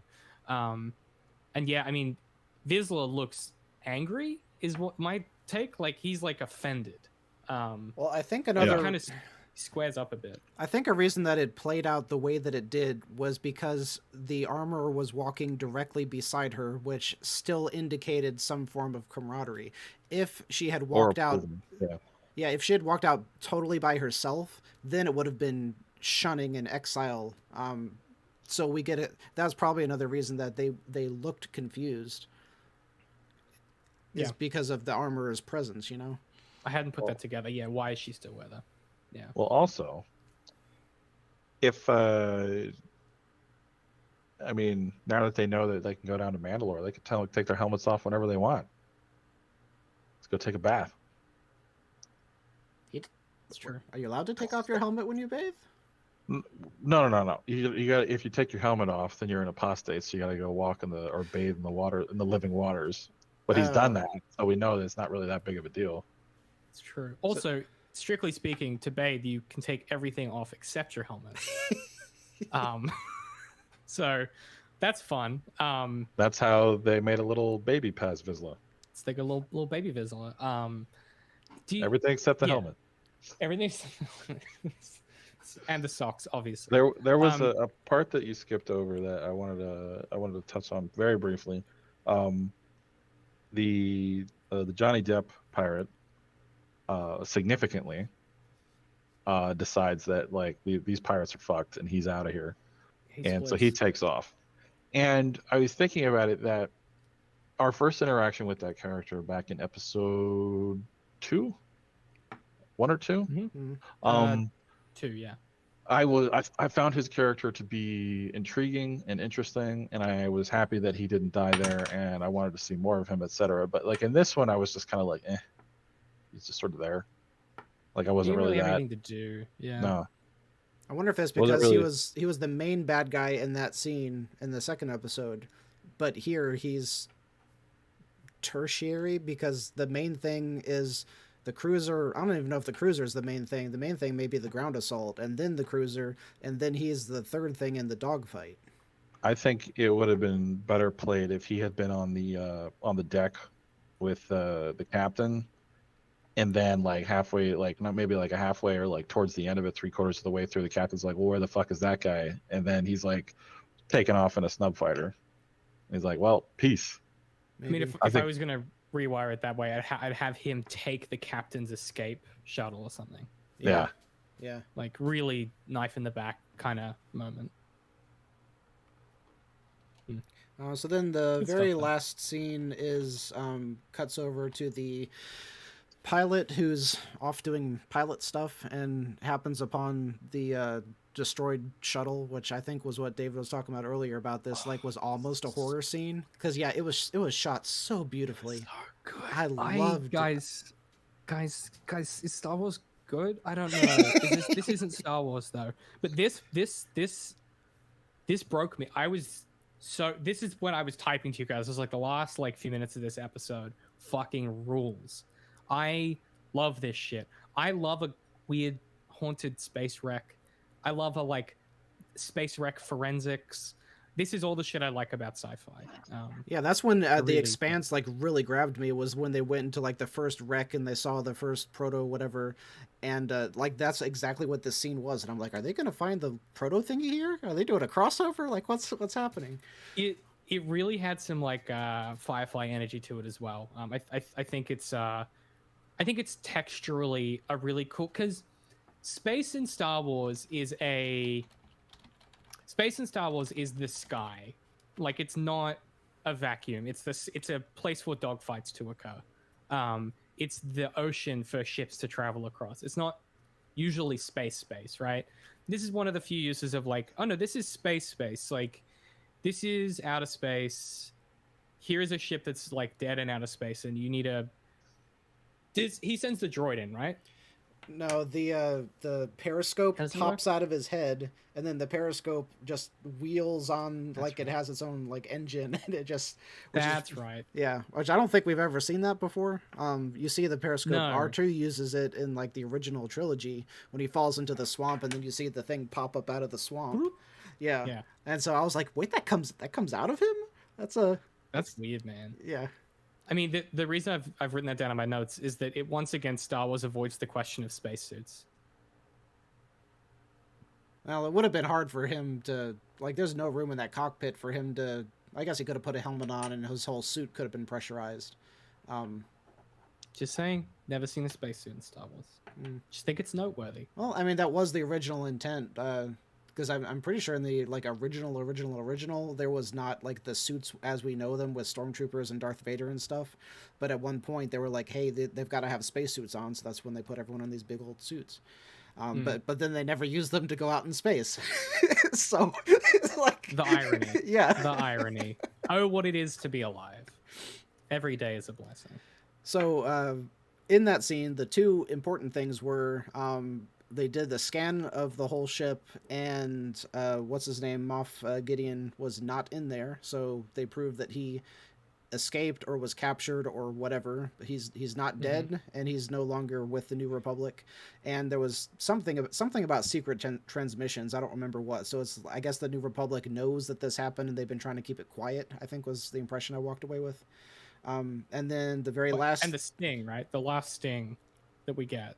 Yeah, it was this piece of armor from Beskar armor. I don't know how he identified it as Beskar armor. No, he said it was Beskar alloy. Yeah. So the unbreakable armor broke and got left behind in the ship. Yeah, I'm sitting there and I'm like, "What is who? Huh?" And then he's like, Then it's like, "Oh, was it Mandalorians?" And I'm like, "Was it Mandalorians? Was it? I don't know. I don't know what to think anymore." And then I'm like, "Oh my god, what if they're the bad guys? What if they've been the bad guys the whole time?" And then I went, "What if there are other Mandalorians out there?" Still that aren't the Death Watch that are allied with Moff Gideon, and that's who they're going to fight for Mandalore. It made more sense to me that was planted to try to place the blame somewhere, because how are you going to go into a destroyed ship and then accidentally break something and leave it? I don't know, there's so many questions about how the unbreakable armor could break to leave a piece behind attached on the wall. Okay, that makes your thing is more plausible, but less interesting. Well, I guess then maybe it's the New Republic versus the Mandalorians. I don't know. I just think like, to me, I went, this smacks of someone leading the other Mandalorians that Bo-Katan failed to lead. And the person to do that could be Moff Gideon. I don't know. You have any thoughts, Ray? Initially, I think on the first time I watched this, I was thinking, those are Moff's Mandos that he has. Because, I mean, don't forget, he at one point did have the Darksaber. So it's not inconceivable that he could have Mandos working for him. And we do know that Mandos did work for the Empire. Or at least some of them did. Yeah. So that's and one at thing. one point, even directly Darth Maul was in charge of the Night Watch. Yeah. And then... so there's that part of it. Well, actually, no, that was pre-Empire, right? Yes, that was pre-Empire. Yeah, that was Clone Wars, so that's pre-Anakin Breaking Bad and becoming Darth Vader. So in Rebels, I think they're called Super Commandos. Those Mandalorians that do fight for the Empire. Yeah. And then that was my first thought, was that like we're gonna see some Mando on Mando action, which would be cool. And then the second time I was thinking, like, XXX baby. Yeah. it was like it's a fake, you know. I was thinking like, well, obviously, like, well, not obviously, but maybe that was like planted there to make it look like the Mandalorians did it. But then I was thinking, like, why would somebody go to the effort of doing that? Because that's like the big thing there, or the big revelation there, if I'm the New Republic, is not that, oh, Mandalorians did this. The big revelation is, oh, Moff Gideon's escaped. Like, Yes. Who gives a shit who did it? Yep. I think that it also raises it's a cool sting, because I think the sting is for us, the audience, more so than the story itself. Like, because the story cares about, like, the New Republic cares about the Moff Gideon's escape, not that it was Mandalorians, presumably. Yeah. Like, I don't know what their priorities are, but yeah, as I was watching it, I was grinning from ear to ear. Like, I just had a really great time with this little sequence, and I think it's proof positive that that Star Wars is great.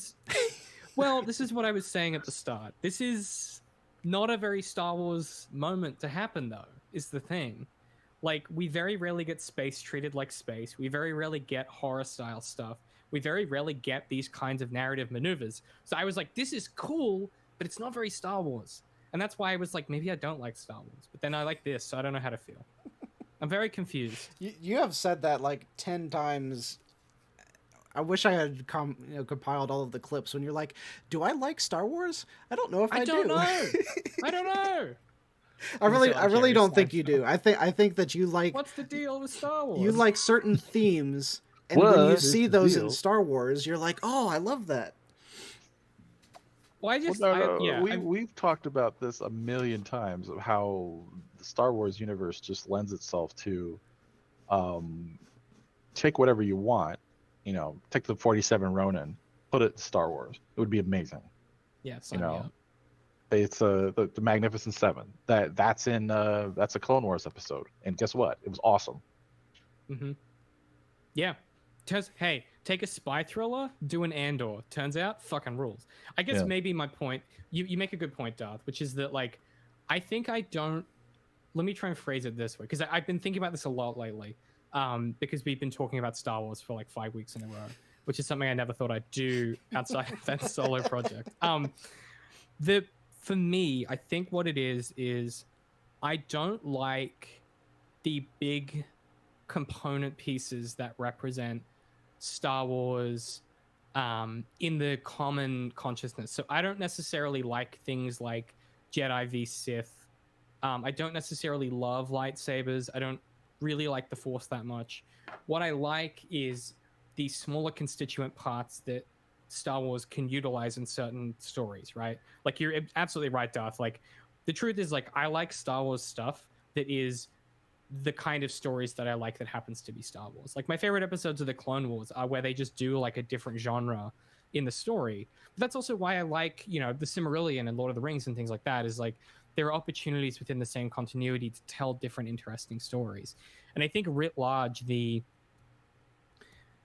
consistency issue that Star Wars has, just because there's so much of it, means that there's a lot of it that will pull on those bigger constituent parts that are the common, like, kind of understanding of Star Wars, in moments where I would prefer that it didn't reach for those. Like I was saying last episode, I didn't need to see Order 66 again with lightsabers and stuff. It was cool, but it's not what I'm here for.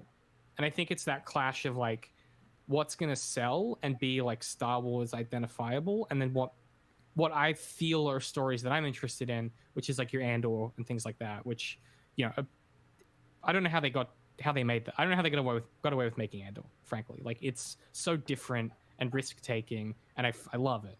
And yeah, that's kind of where I've landed, is like, I think I genuinely do not like the big Star Warsy stuff, but I really like a lot of the stories in Star Wars, if that makes sense. I think if you applied a good genre story with an overlay you took a good genre story, like, I can't think of any examples off the top of my head, but any one of the Akira Kurosawa's movies, and then you just applied sort of like a veneer of Sith versus Jedi on it, I think you'd like that just fine. I would, yeah, because it wouldn't be about. I think what you're talking about is that you don't want it to be about the Jedi versus the Sith. It would just be the Jedi versus the Sith is in the context of this other story that is also happening. Yeah. And that's what episode 4 was. Like, I talked about that in I think the Kylo video that's coming out hopefully soon, that you could cut out all of the Vader, Obi-Wan, Luke Force stuff, and the base story makes sense, because that's not the base story. You could cut the Force out of it, and it's a war story of the Rebels versus the Alliance, or whoever. Yeah. Well, and that's the best. I don't know that I would totally agree with that, because like the Force is, I think it's one of the, I hate this word so much because I really struggle with it, but like, I think it's one of the themes of the movie is you have this, it's like, it's a sort of a technology versus faith outlook, because you have, it's stated most plainly when Luke is training or being trained by Obi-Wan on the Millennium Falcon, where Obi-Wan's like, you've got to, you need to let go and, have faith, etc., like that. And Han is sitting there looking too cool for school with his feet up, going like, oh, I always prefer to have a good blaster by my side. So he's making the technology argument. And then you get to the end where everybody's has been using their targeting computer, and Luke is using his targeting computer. And then Obi-Wan chimes in and goes, use the Force. So that's, he has to make a choice between faith versus technology there. So, I mean, you could cut out most of it. You could substitute that for like the Trust your skill versus trust the technology. Yeah, I mean, like in a samurai film, that would be like, use the sword at the end, not the pistol or whatever. Like you can see ways that can be done. But I think they're more difficult to separate than some of the other Star Wars pieces. But I agree with your sentiment, Darth, which is like, it fundamentally, the stuff that makes that film interesting is not the laser sword. Like, that's just the truth of it. The laser sword's fucking cool. It's one of the coolest weapons of all time, but it's not what makes that story go. And I think so much of the problem is like, there is because a lot of that content was quite influential for people at quite a young age. I think there is an aspect of the aesthetic of the laser swords and the robes and stuff like that is so cool that a lot of people have this tendency to mistake that aesthetic for quality and like the thing that makes it work. And I think it's a very juvenile way of like conceiving media, but certainly, I mean, that's where you get the big divides in the fandom, where some people are like, oh, well, maybe we should think about these as like complex interlinking stories, and we should, and they, oh no, well, it doesn't. You've assassinated Luke's character, or whatever the fuck. Like, there's this tendency to essentialize all these elements to their most reductionist components, because that's the things that you're attracted to, because those are the things that are aesthetics. They're aesthetically identifiable, like the laser sword, like the Darth Vader helmet, shit like that. I think it's that tension that sits at the heart of Star Wars, and that's probably why it. For some people, when you say this is Star Wars, they go, no, for me, this is Star Wars, and that's why you can have such different, huge divides in the fan base of what they're looking for. I mean, Mike just said that in the chat a minute ago, that Star Wars is the most inconsistent franchise in history. Maybe not most, but it's definitely up there. And I was just thinking about how much content has been put out since Disney made it, because prior to that, when Lucas was in charge, all that existed was the Clone Wars and then the novels and comics and stuff, right? There wasn't any other like visual media, was there? We're getting pretty close to this franchise being 50 years old. I'd say the only other thing that would have that opportunity to be inconsistent over that kind of time span would be Doctor Who. And it is. Yep. That and Star Trek, probably, yeah. Bond. Doctor Who is a really good comparison point, actually, yeah. But anyway, I was thinking about like the amount of stuff, like if you're looking at the finality of the Clone Wars and then all of the whatever 2 Bad Batch seasons, the Andor, Mando, Boba Fett, the animated one, the Star Tours, one of the best. I actually freaked out when I went on that ride. I was the little kid screaming in back. Oh, I love that so much. That was like 1993 when I went on that. That was so cool. I have no idea what you're talking about, but you don't know what Star Tours is? No, I live in Australia, bro. Like, I don't know about what all is y'all are doing over there. It's a ride at, or it was a ride at Disney World. I don't know if it's still there. Yeah. But so you get into this big like motion animatronic ride, so you're in like a space shuttle, right? And the whole front viewport is like a big TV screen, basically. So you're flying through the the space shuttle, and like it will like go to Coruscant. It'll go to Naboo. It'll go to Tatooine. Like it'll take you to the places you know in the films, and you'll see like an X-wing flying alongside you, and it is the most real experience of Star Wars you will ever have in your life. And the stupid people I was with didn't care. I'm like literally like giggling and jumping up and down, strapped to my seat in the back, and everyone else is just like silent. And I'm like, what is wrong with y'all? See, I went on the original before they had before Naboo existed.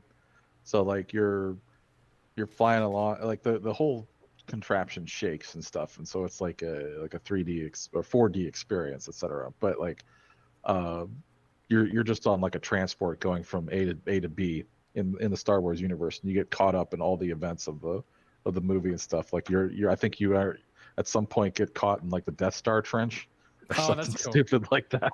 It's ridiculous, and it was so cool for the time. Yeah, and now they have the full Millennium Falcon, so like you get in there with like 3 other people, and one of you's the pilot, and one of you's the gunner, and like you're sitting at the console, and so we need to get David over here from Australia, and Going out of Galaxy's Edge. yep, do a Yeah. Well, clearly. not just that. We need to go to Galaxy's Edge and then Harry Potter World. That's the one that I want to see.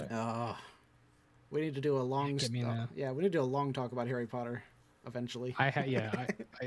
Boy, that's like a 5 hours per episode type ordeal. Right? Yeah. I'm there. It's so funny. Like, I'm trying to think of like if there's any. We have really shitty theme parks here. Like, we have one good one, which is Wet and Wild, which is like a water park, and that's it. We have Movie World on the Gold Coast, but that's not very good. The rides are shit. And then we have Disney, not Disney World, Dream World, and that's shit as well. We just don't have it. There's just not really a thing here. The closest we have to like so dumb. There's a pub.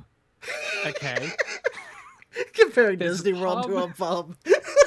There's a pub that is a theme park. It's called the Adamoga Pub, and it's like super famous. And it's a theme park based on a pub. And if that isn't the most Australian thing ever, I don't know what is. It's very funny. All right, do we have any final thoughts before homework? I'm still laughing, by the way, that you said that Shazam was probably your favorite and it was the best film in the DC franchise, and you assigned us to watch Black Adam, which was the worst. That is ironic. Well, no. The reason I assigned not you the to watch it worst. was because it was bad. Yeah. And I agree. It's not the worst. I thought not the the worst. original Justice League was just 10 times worse. It's kind of a train wreck. Is that your vote, David, for the worst movie?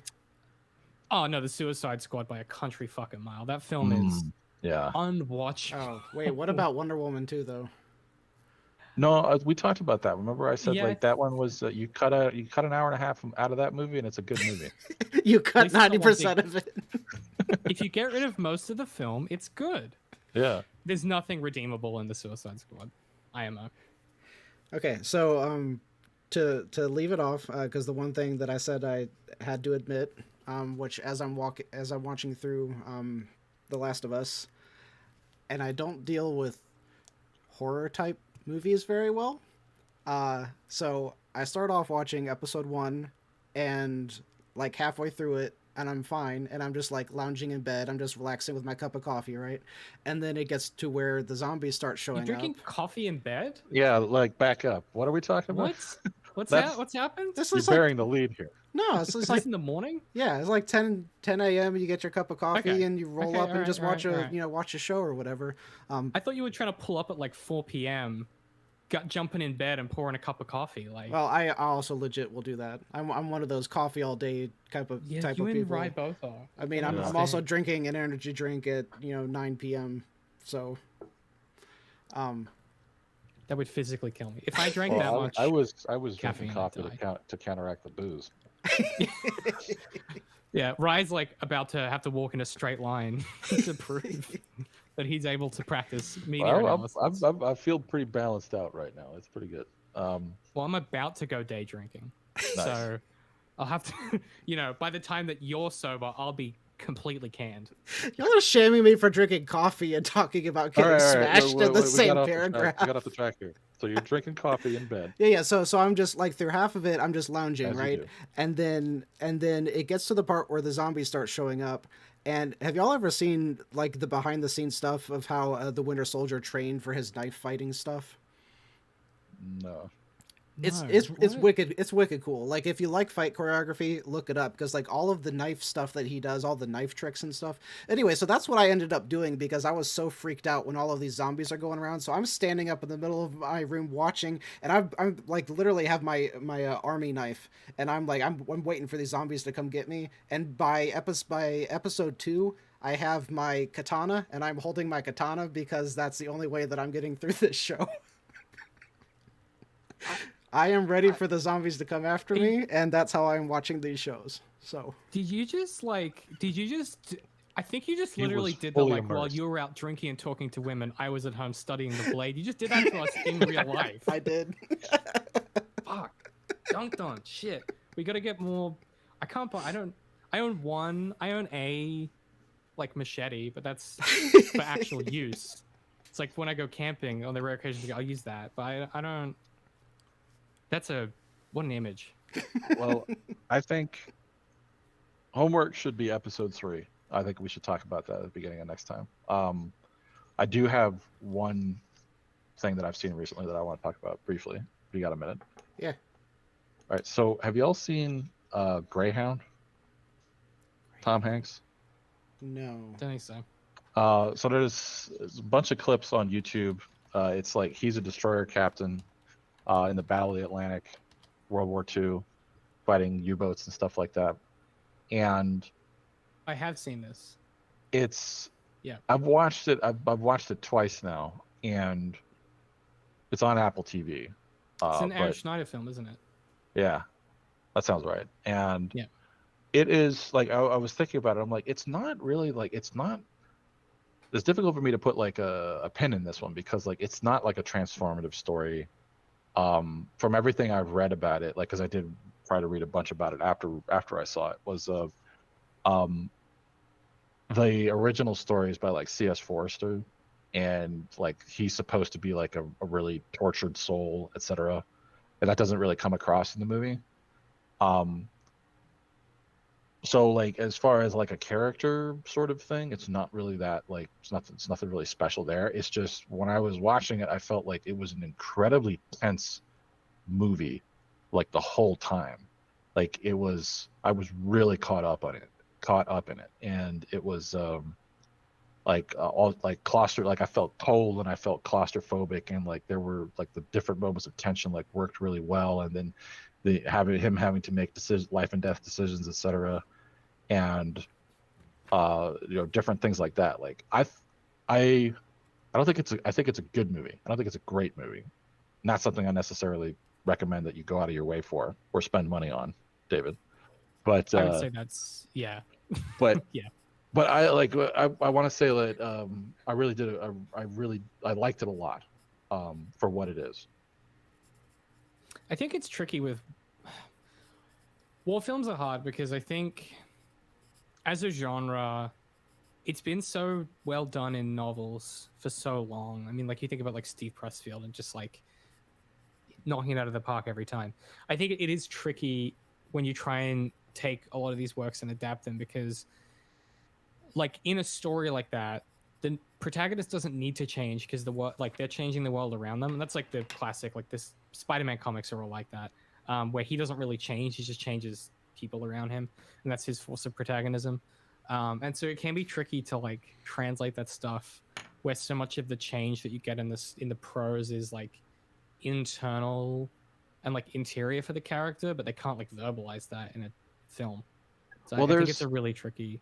Well, in that movie, there were two things that I was thinking about. Like the first one is like they start off with, well, they don't start off with it, but like they cut to like a part where he's like, he proposes to this lady, and in like a lobby of a hotel, like before he ships out, and she's like, no, we'll wait, let's wait until we can actually like live together, etc. And then he thinks about that at the end of the movie, and I'm just like, well, I would cut that whole part out completely. I don't think that it has like no impact on his character. It didn't make any. I don't know why that was there. But the other thing was that like reading how one of the things that's supposed to torture the character is that he's an American captain in like right after the U.S. has like entered the war, and he's in charge of the defense of this convoy, working with British destroyers who have been doing this for like 3 years now. But he's the one in command, and so he feels like he has this. The what's torturing him is that he feels inadequate to the task, and then, over the course of the story, like he demonstrates how capable he is and that he really is suited for the man for the job, etc. And then because they don't do that in the movie until like the end, where like the British captain comes up and was like, hey, heard you had a rough time, and you're like, yeah, we sank 4 submarines, and they're like, and he's like, wow, that's pretty impressive, how many trips does this make for you? And he's like, oh, this is my first. And he's like, wow, that's impressive. They don't do that until the end of the movie. So you take away that whole aspect of the character for the whole movie, right? By putting that. But yeah, I don't know, man. I think that's like one of those. I think that's like that's so common. Is like maybe it just ended up on the cutting room floor in the interstitial scenes or something, like, you know what I mean? Like there's ways that can happen that maybe it was in the original and didn't make it, or you know, it's always hard to say. Anyway, I liked that movie a lot. It's a good movie. Okay, good record. But episode 3 is homework for next time. I'd say I'd watch it tonight, but that is not a show I'm watching before bedtime. Okay, I'm gonna have homework for next week. I think I have a good. Gonna make you guys watch some Shakespeare. I love that we already have homework, and let's watch that episode for that week. And we're like, no, let's do more. More media. Never stop consuming media. More must be better. That's what they want. They want you to keep streaming, keep scrolling. You know, they love it. They love it. Speaking of which, make sure to subscribe and turn on notifications, and we will see you next time. Blah blah blah. Sponsored by NordVPN. Like and subscribe to Zero Ender, not Darth. Gotcha. When you weren't looking, tricked ya. Y'all should definitely, if you want some more hot content, definitely go watch the video Darth just dropped, because it's very funny. So it's a good way to end your Saturday night. You need to upload the full one to your page, because that's what I know. At some point in there, I said go to David's page to see like the actual content, because I cut all the smart stuff. I will. Yeah. I'm just you cut all the smart stuff. I'm just mixing down the audio. Yes, I realize that. Yes, the full will go up there alongside my 3 hour and 10-minute Last of Us breakdown with Danielle and Sam and Connor. If you want to hear some people that have been talking about The Last of Us for a decade talk about the TV show, it's worth checking out. It was a really cool conversation. I was really debating between watching that and just watching the show itself. I think you have to watch the show first. Yeah, definitely. Yeah, for real. It's so good. Yeah, I've been really happy so far. Really happy. And I know nothing about the game whatsoever. Interesting. Well, happy will... Let's see how you go after this episode. Jesus. Tune in next week. Yeah, tune in next week to see Darth's emotional reaction. Because mine was not a great... I was not good after that episode. Okay, then. That's it. I'll have a whiskey while I watch it then. Yeah. And as we always say at the end of these, more Mando, more problems. Am I right, boys? Yeah? Do we always say that? No, we never say that. As we always say that. As we always say for the first time. More Mando, more problems, baby. And that's what we're doing next week. More Mando. And that's a wrap. And that's the tea, sis. Dead ass.